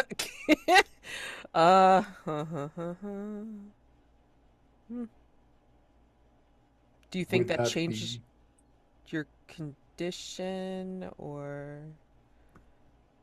No, I think it still works. I did actually, as a separate point of order, the things that were on the character keeper were not what was in the book, so I updated them. Oh, okay, great. So I switched to distant, which is close enough to distracted, but I think it fits here as well. Okay, So no, that's fine. if Vivi's just gonna just shut down here a little bit. Yeah, okay, that's cool. All right. I mean, not cool for Vivi, but I mean, you know what I mean. You are all together now. How do you react? I mean, seeing that, and yeah, Zero. I mean, like, how are you feeling about this? Besides, like, what if you trip? I mean, it's like the best. Starring that one right now before I forget. think he'll kind of step past Wisp to try and not look quite so infantilized, and kind of just look at the others and say, so what do we do now? What's our move? Oh, I mean, if nobody else has a reaction, then I would suggest out of character that this is a good time to try and unlock Doom's door. I mean, unless you're going to try to go grasping for more Do we keys, have more keys? How many keys do we have? you should have 5. No, wait, I can count. 1, 5. 2, 3, 4, 5. 5. You have Yeah. 5 keys. For Where did we complexity. get 5 keys? How did I miss this 5 times? We got a lot of keys last session. Yeah. So Oh, we did. Yeah, let's do it. Oh, okay. Or what did you want? What? Oh, I was gonna say that we definitely have enough keys, but we've only really seen one part of the library. I wonder if like narratively speaking, we want to explore more and you know, find more connective threads. I think that'll make like coming up with a theory easier as well. But Okay. I mean, like, again, if you want to do that, I mean, you just have to, you know, find Yeah, if your people are way really to. gung ho about doing it now, I'm totally fine. I'm good either way. I just wanted to bring that up as All a right. So suggestion. what happens if we do? How is this different from the between, say? Like what are we trying to Getting what are pluses, we that's doing? one. That's one. That's Yeah, similar of to the course, between. obviously, but are we moving the keys into the different boxes Yes, you on like the right basically are here? trying to match at least one key to each facet, you know? And obviously you can have more than one depending on like how you want to formulate this theory, you know? And then you would roll on it. So, that is quite similar. The only thing is it's like, if you fail, the Doom's door ticks over one more time, no masks to cover you, and you have to go hunt for at least one more clue, one more key before you can try again. And at the start of next session, it ticks over also. No, I mean, like, it's kind of like a thing for me. I mean, I should have moved it last session, like at the end of last session, but I didn't, so that's why Okay. it got ticked over twice. I'm so sorry. Okay. That was on me. I I know. was trying to pace differently, and so I will be better next time. But yeah, I mean, No, because there's that thing with we mark one ruin every time we don't grasp keys or don't turn a key into a facet in a session, right? You need to get at least one key per Ah. person to avoid a ruin. yeah, like if you don't if you Oh no, I'm personally getting a don't grasp ruin a this key, session. yeah, if you don't personally grasp a key, then I think you get ruin. You get a point of ruin. It's kind of cool though because I mean, like you get ruin, points towards getting a ruin move. I mean, it's kind of fun. Um, but that's the way I play. Anyway, yeah. So I mean, if you want to research more to gather more keys, that's fine. Or if you want to sit on this and try to unlock Doom's door, what do you want to do? I mean, no hurt in talking about it. Yeah, Yeah. we can theorize, whatever it's called, and then see how happy we are with it and decide before we roll. Yeah. Um, Take a look at Opening the wisp uncovered keys. sheet. A ripped library card issued in a long forgotten language, voided for excessive fines and belonging to Petrichor. Case records of old and gone harbingers left behind in a hurry. An ancient scroll listing warnings of plots to destroy division. A memory split into two in Zero's mind, one true and one false, and signs of an occult ritual sigils on the ground. Again, matching at All least right, and one key to every facet. I mean, there's one very obvious spot here, which is we have a proper noun, and I think that will go into the identity slot. This thing is here to collect on my many debts.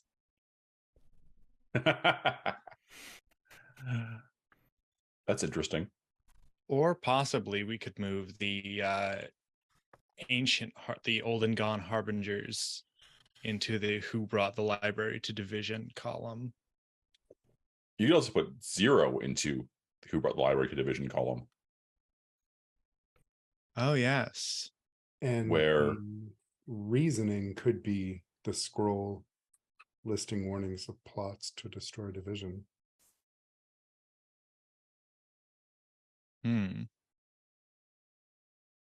Or just seeking memories. Could that be why you had that memory split into two? Like maybe there's another version of you, either one that like split off from you somehow before you were found, or one that's just from a different dimension altogether, that isn't supposed to be here. So like you're remembering some of their memories and perhaps vice versa. There was a lot of talk of that, like different versions of each other, of yourselves. So Yeah. it's like that seems to be like a running theme for this particular mystery.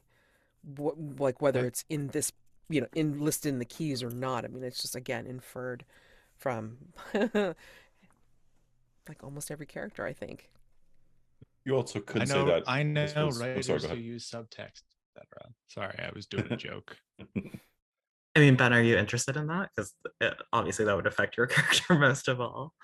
Yeah, no, that sounds good. I think between the splitting of the memory and what I painted the scene of Zero seeing them that wasn't them, that seems to follow. You also spin it as someone deliberately used Zero's power to summon the library and then took the memory so that it could be used as a test, which would then be, again, taking memories from you. Yeah. It Or doesn't really seem, the way you've talked about your powers, that you really get false memories. Maybe it was implanted. what if this is the quarterly review? Division made this happen. They have this, they had this available to them, presumably. They've called it here in the hopes that we can both prove ourselves and take care of this problem. But it's an entire separate team on standby for when, if we screw up. Sure. I mean, there's also, we found a lot of division related information very easily. I can't imagine an organization as secretive and, controlling as Division would want all of that in one place that hypothetically anyone could access. Okay, so does that move a memory split into two surfaces in Zero's mind into the identity of who brought the library to Division? As the answer being Division? Secrets locked within the library. Mm. I don't know. I guess that would move the case records into secrets locked, and probably the split memory into who brought it to Division. Yes. So what is that? Well, who? Oh, sorry. Go ahead, Matt. Yeah, I'm just asking questions. Go ahead. I was also asking a question. We do need to decide who or what is the harbinger here, like the being or entity that would cause an apocalyptic event if gone unchecked. Marcus Finch, Mr. Squishy. Or that ominous, horrible shadow parasite in the library itself.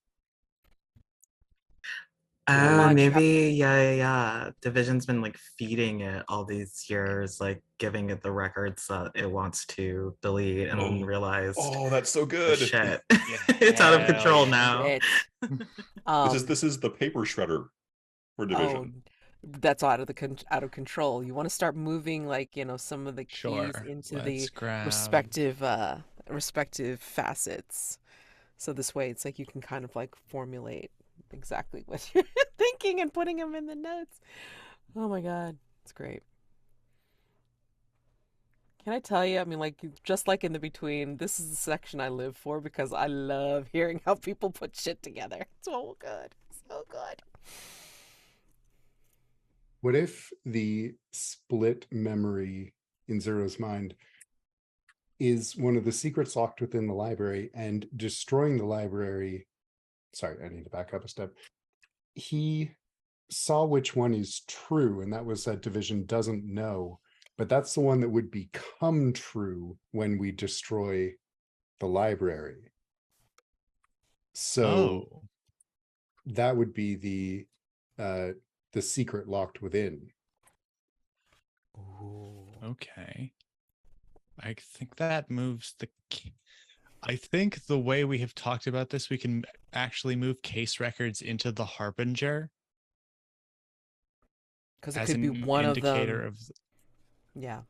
as an indicator of Yeah, it would be one of them, It's an but who knows? indicator toward whatever the thing is.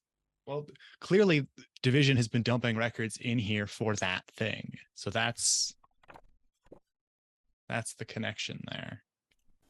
They sent an agent in to like drop these old case records, like, feeding time for the Yeah, that's knowledge Marcus's eater. main job. Yeah. That's why they never promote him. Oh no, not peace. Oh, that's it. That's terrible. Oh my god. So the door of power, could that be the signs of the occult ritual? We've misinterpreted it. That's actually the door. Ooh. Sure. That or the ancient scroll listing plots to destroy Division. I wonder if that's just another thing they want gone. Well, sure, but like maybe their shredder has grown smart enough to actually read. And it's just been handed an anarchist's cookbook of apocalypse bombs to lob at the Division. That seems pretty good. Where does the library card fit in? Harbinger could be me. Why not?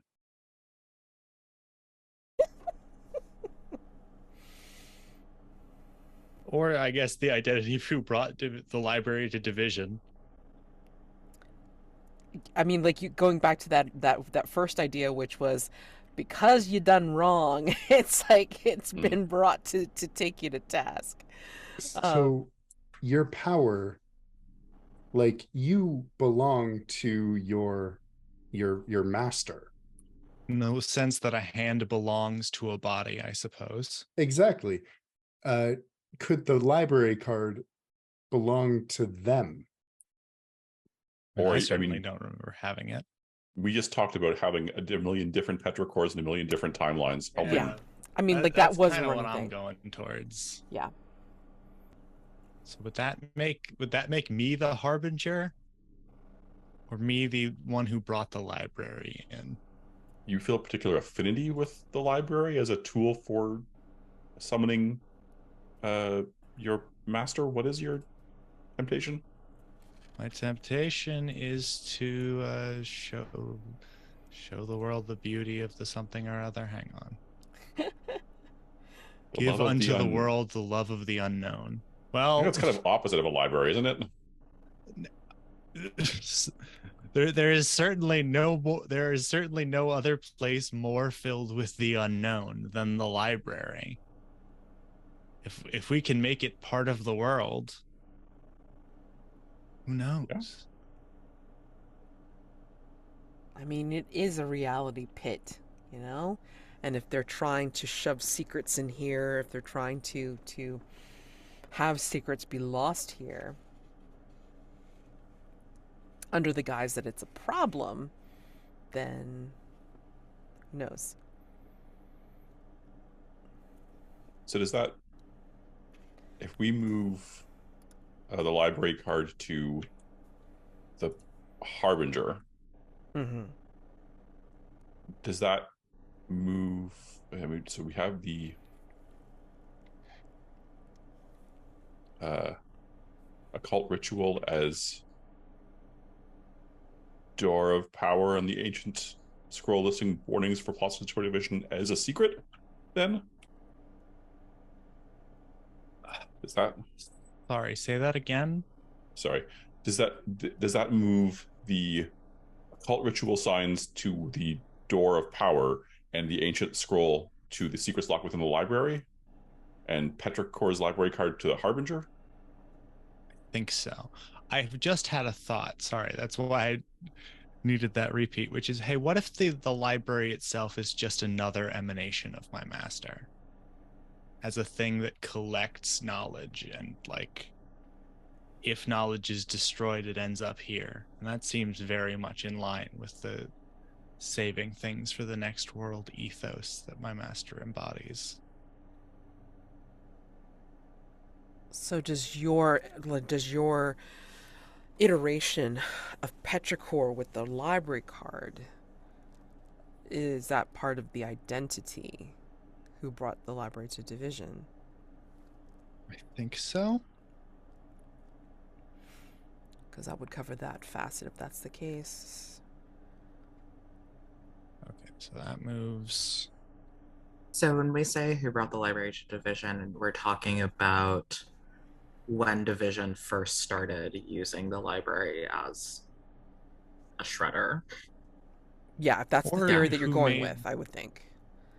or just whoever made the library aware, made division aware of the library, and then they started using it of Oh, their own accord because they're the fucking CIA and it's a dudes rock organization. that is such a wonderful, insidious plan where you go, here is this totally not, malicious, very, very useful thing that eats knowledge, and you can put all your secrets in it and they'll just go away. Oh, wait, it's sticking around. Oops.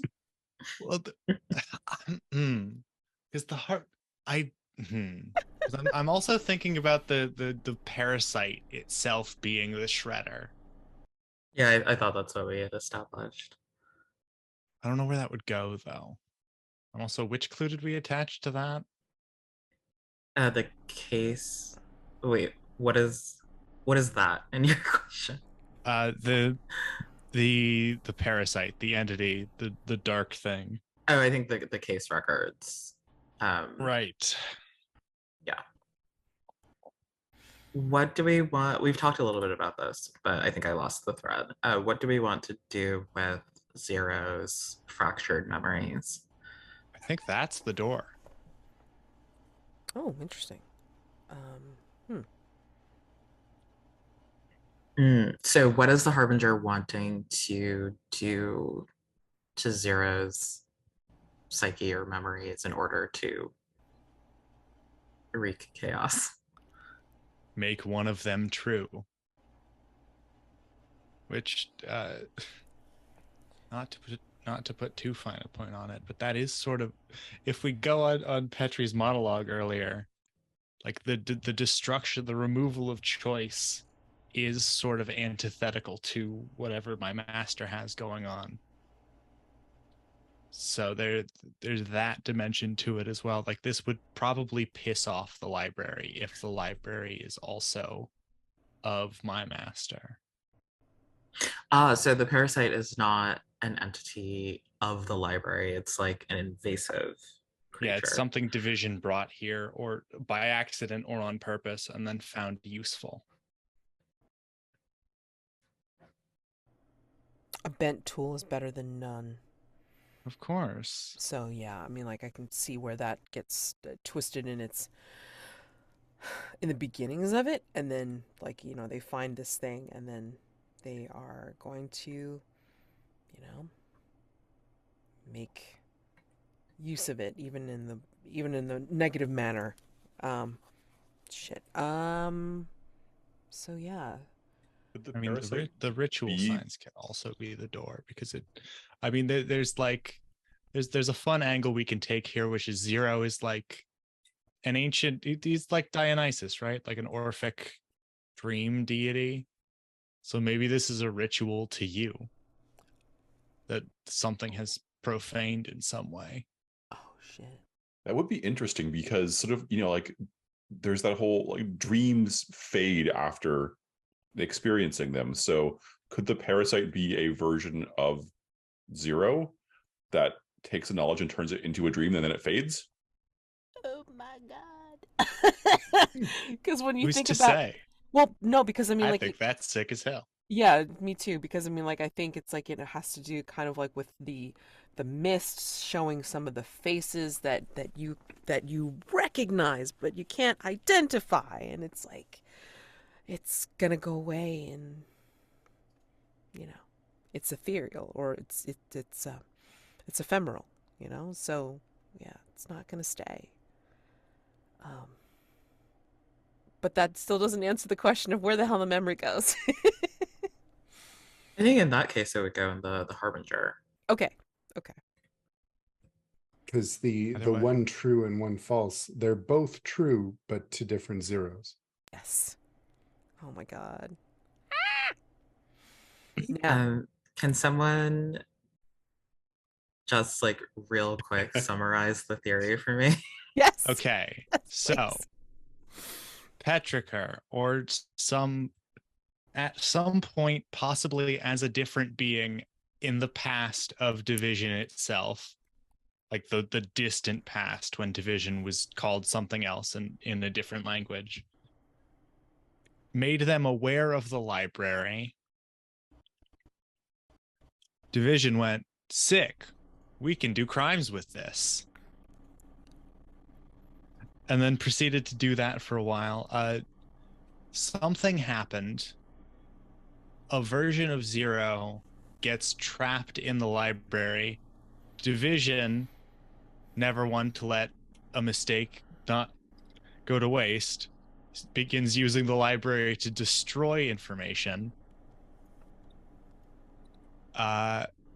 And now all of that has come to collect. Like, it's just been going on for long enough that, like, it has accrued self-awareness and wants revenge.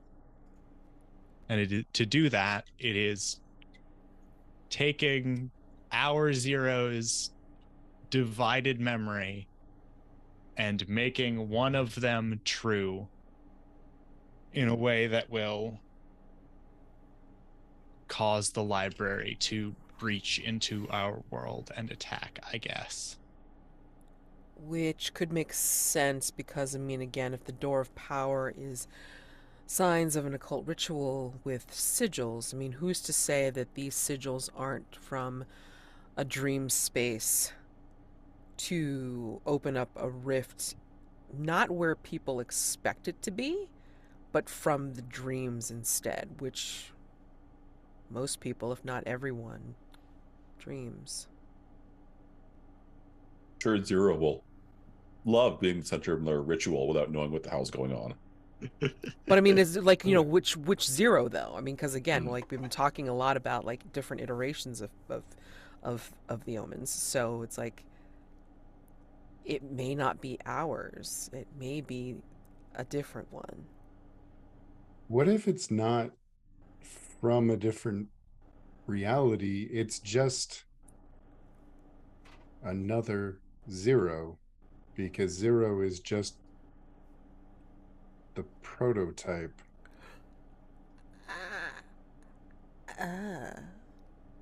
There's Ben, thoughts? Oh, wait. You were saying that. Sorry. I still can't tell you and Matt's voices apart. I was looking at the spreadsheet. Yeah, what if this is 1 or 4? Oh.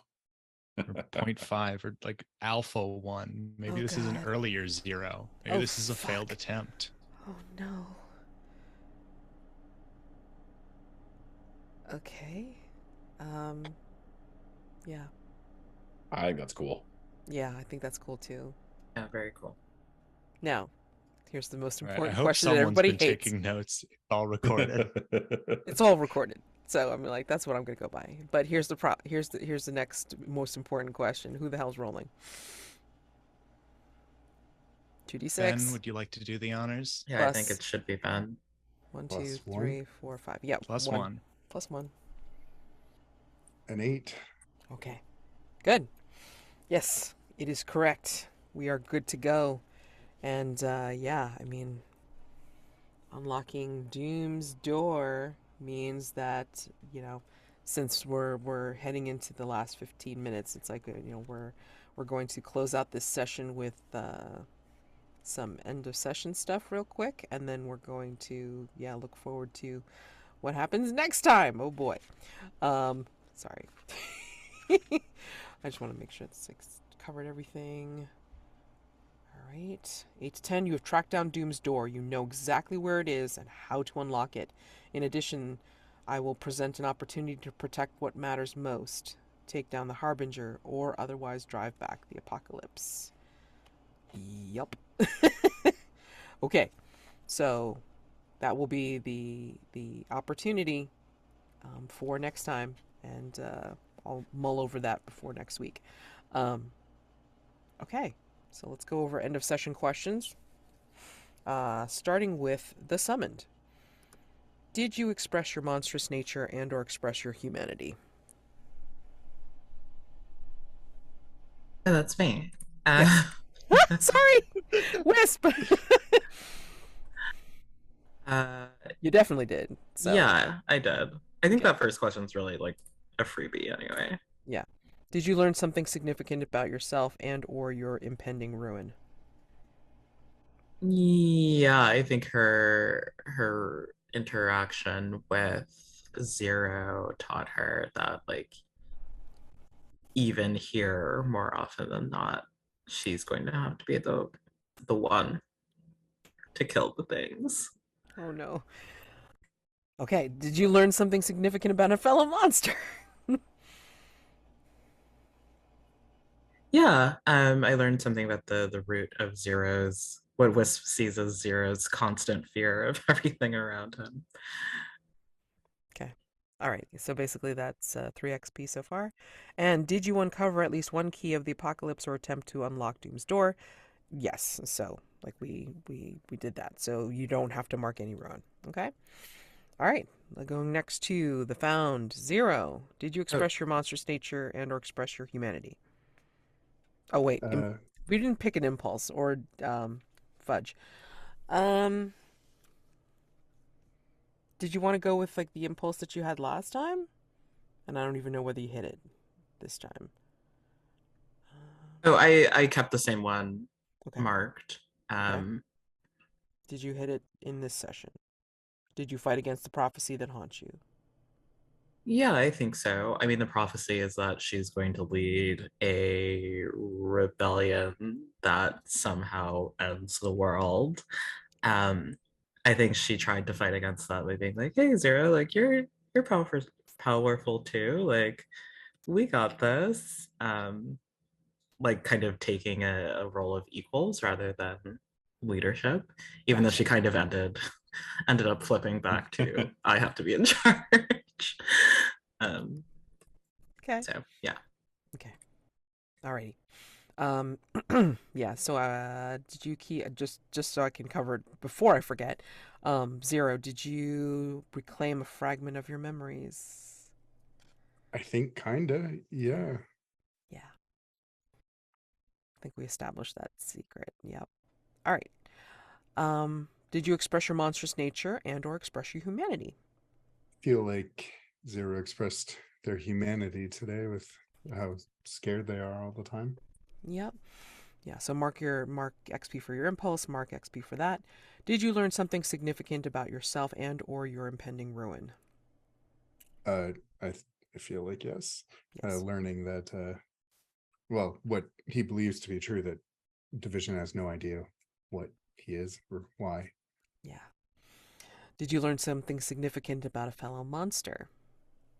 I think that learning that Wisp uh, cares is significant for Zero. Hmm. So mark XP. And did you uncover at least one key or attempt to unlock Doom's door? So We did. we did. So no ruin involved. Okay. To the last. Your impulse was, did you seek solitude and turn away from hope for the future? I'm going to say yes. But Vivi tried to walk away on several occasions. And the Yes. question about hope for the future is whose future? Because taking the book is certainly one future. Maybe not humanity's. Well, I mean, like, I think you can just interpret that like, very loosely. So, I mean, if you want to go with that, that's fine. Sure. Okay, so take a point for that. All right. So, did you express your monstrous nature and/or express your humanity? Um, I think humanity in terms of just the frustration with others and also maybe some projection a little bit. Yes. Did you learn something significant about yourself and/or your impending ruin? Oh boy, Petrichor, temptation. Yes. Yeah, significant just in Okay. terms of need to avoid. Yeah. Did you learn something significant about a fellow monster? I think so. I actually something with this is Wisp though. I think seeing that protective gesture, maybe misinterpreted, but didn't realize Wisp had feelings of any kind for Zero. Oh, oh, and you have those memories, and she doesn't. Oh God. Sorry. And we attempted to unlock Doom's door, so no ruin. Okay. And the Herald. Did you attempt to find meaning in your relationship with another? That's your impulse that you marked, Chris. Petri. As explicitly as possible. Yes. Yes. So get a point for that. And then, did you express your monstrous nature and/or express your humanity? Yes. Yes. I was a complete freak this session. Did you learn something significant about yourself and/or your impending ruin? Did I? I don't know. It's like yourself. I mean, they're like sort of backhanded at the end there when we learned the library is also like after a fashion me. Like, that defines the nature of my ruin quite definitively. Okay. I think. Take Wow. that. You ever say a sentence and realize you're an asshole? That's 80% of the time for me sometimes. Okay. Did you learn something significant about a fellow monster? Uh-huh. Oh yeah. I can definitely for sure convert Vivi. Oh no. Oh no. God. And It would we be unlock. good for both of us. Oh Lord. Unlock Doom's door. Yes, so no ruin involved. Okay.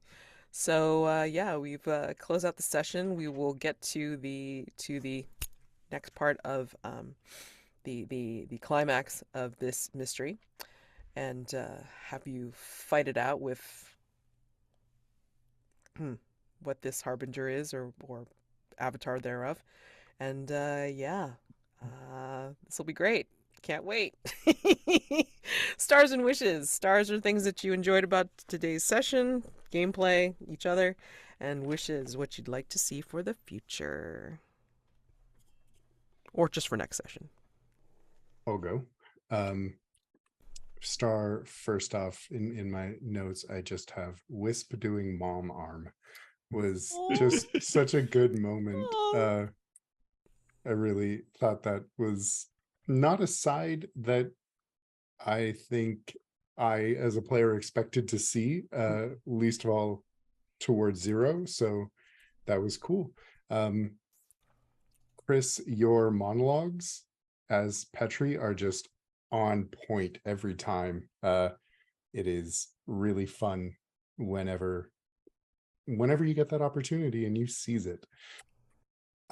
Matt, I really enjoyed the way that you played Vivi reacting to Petri and seeing that that fear of and yeah, that was really good. I look forward to seeing Petri and Vivi interact more, and by interact I mean Vivi attempt to convert Petri, or other way around. Not yet. And yeah, that'll be great. Mads, your voices are always on point. The worm and the descriptions you made of the worm's tummy trouble were great. And yeah, I really enjoyed going through the mystery and coming up with our theory. That was fun, and it went places I was not expecting. And I can't wait to see how that shakes out. Mm-hmm. What is that word? Oh, right. This is a star for Wisp. It is written down, immediate memory of romance. You came into this session hot. You picked up the first thing that happened was we picked up a paper and something weird's gonna happen, and you took that and immediately pointed it directly towards drama. Expertly done. Mads, the monster noise I want to highlight and this is also a star for Ben because because this line was stone cold, but it's the "Do you dream?"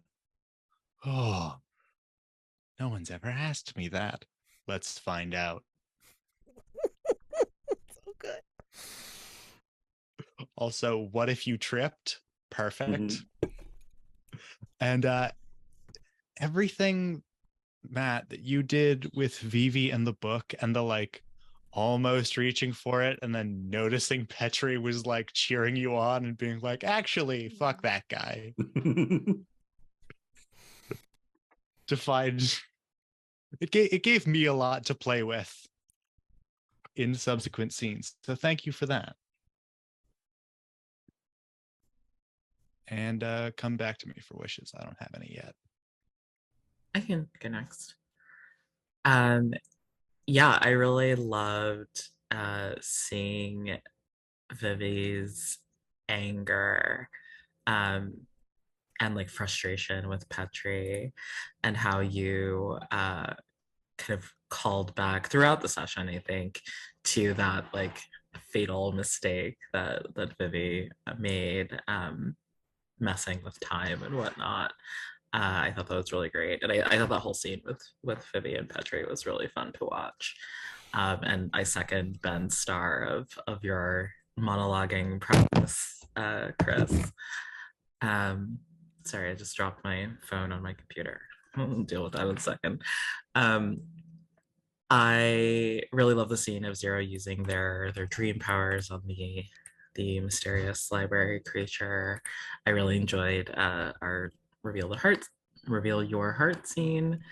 It was fun to have more time for character drama in this session. And Mads, I really liked all of your descriptions of the various manifestations of the library's weirdness. I especially liked the way you described the stacks moving and the books sort of hurrying to like reshelve themselves. I thought that was really cool. And there's a dog. Yes, doggy. It's like, pay attention to me. Very much that. My wish is to see the dog more. Aw.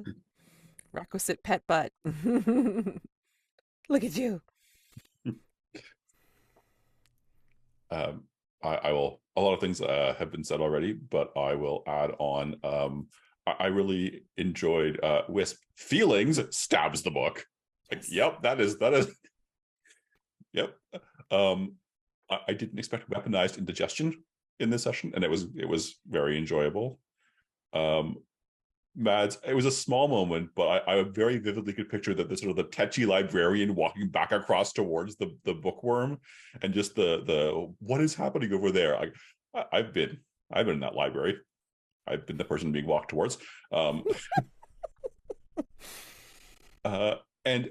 Chris, I really like that. This kind of a bit amorphous, but it's such a nice foil, especially in the session, to Vivi, to have Petri just doing whatever the heck he wants. And it gives me a lot to play off of when Vivi's very, very trying hard to follow rules, and Petri is just not giving zero shits about that. So I like that, and it was very fun to play against. Wishes. I'm looking forward to the culmination of this, and seeing how we did on our assessment and how badly we flunked or passed. Stars to all of you for I'm trying not to remember between termage, but I can't help it because I play that a lot. But anyway, yeah, the like all of the character scenes together were very cool. And I honestly didn't know how I was pairing you guys. I was like, okay, where am I picturing them standing in this damn library? And it was like, okay, Vivi and Petri and Zero and Wisp. And then it was just like you guys just like ran with it, and it was beautiful. I was like, I loved it. Yeah, I mean, and it's so much fun to play against whatever you guys come up with, because like I try to listen hard for the prompts, like what are you concentrating on, and then just giving you what you want to engage with. Although every time people like kind of keep running with a miss, I'm always like, oh no, I gotta come up with something. Next time, I'm also just gonna ask you guys to like, okay, well, what do you think goes wrong? What do you think happens next? Because then it'll save me from talking, just in case I get something stuck in my throat again. So again, stars for everybody's narrations and for like what you came up with, because I love like prompt responses. You guys always nail it every single time, and I think we saw a lot of each character today. It wasn't even just like, okay, like you're just going around trying to gather clues and keys and whatever. It was a lot of like, this is how they react. They are reacting as themselves and faced with each other and faced with this environment. And it was really awesome to see. So stars for that.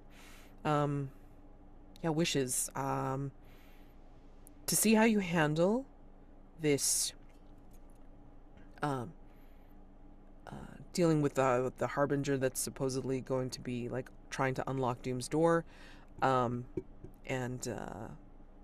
I think it shouldn't take the whole session. So in which case, what ends up happening is that again you go to the aftermath, you go back to division, and then you face what you face. And I cannot wait to see how you are going to be reacting to your respective NPCs and division as a whole. So that's a great opportunity to see more character work, and each other. I mean, like if you want to, I was gonna say vulnerable move, but that's not it. Just have scenes together, and then just be able to engage. That would be great. I always want to see that for sure. But if you also want to involve your NPCs somehow and develop different relationships outside of each other, like just again, let me know. I'm always open for DMs. So if you have any ideas, please just let me know. I'm happy to incorporate them into your character arc. Okay, so yeah, I mean it was so much fun. I mean like just like looking at you guys, watching you guys do your thing and just saying what you saw. Like always fun for me. So yeah, show your heart, like reveal your heart. Yeah, a lot of that going on this episode. So that was great. Yeah, if there's nothing else, then I will see you at regular apocalypse time, regular apocalypse station next week. And yeah, happy gaming. So if I don't see you already for something else, then again, enjoy your week. Alrighty. Thank Take you. care, very much. everybody. Thank you Thank you for running. guys.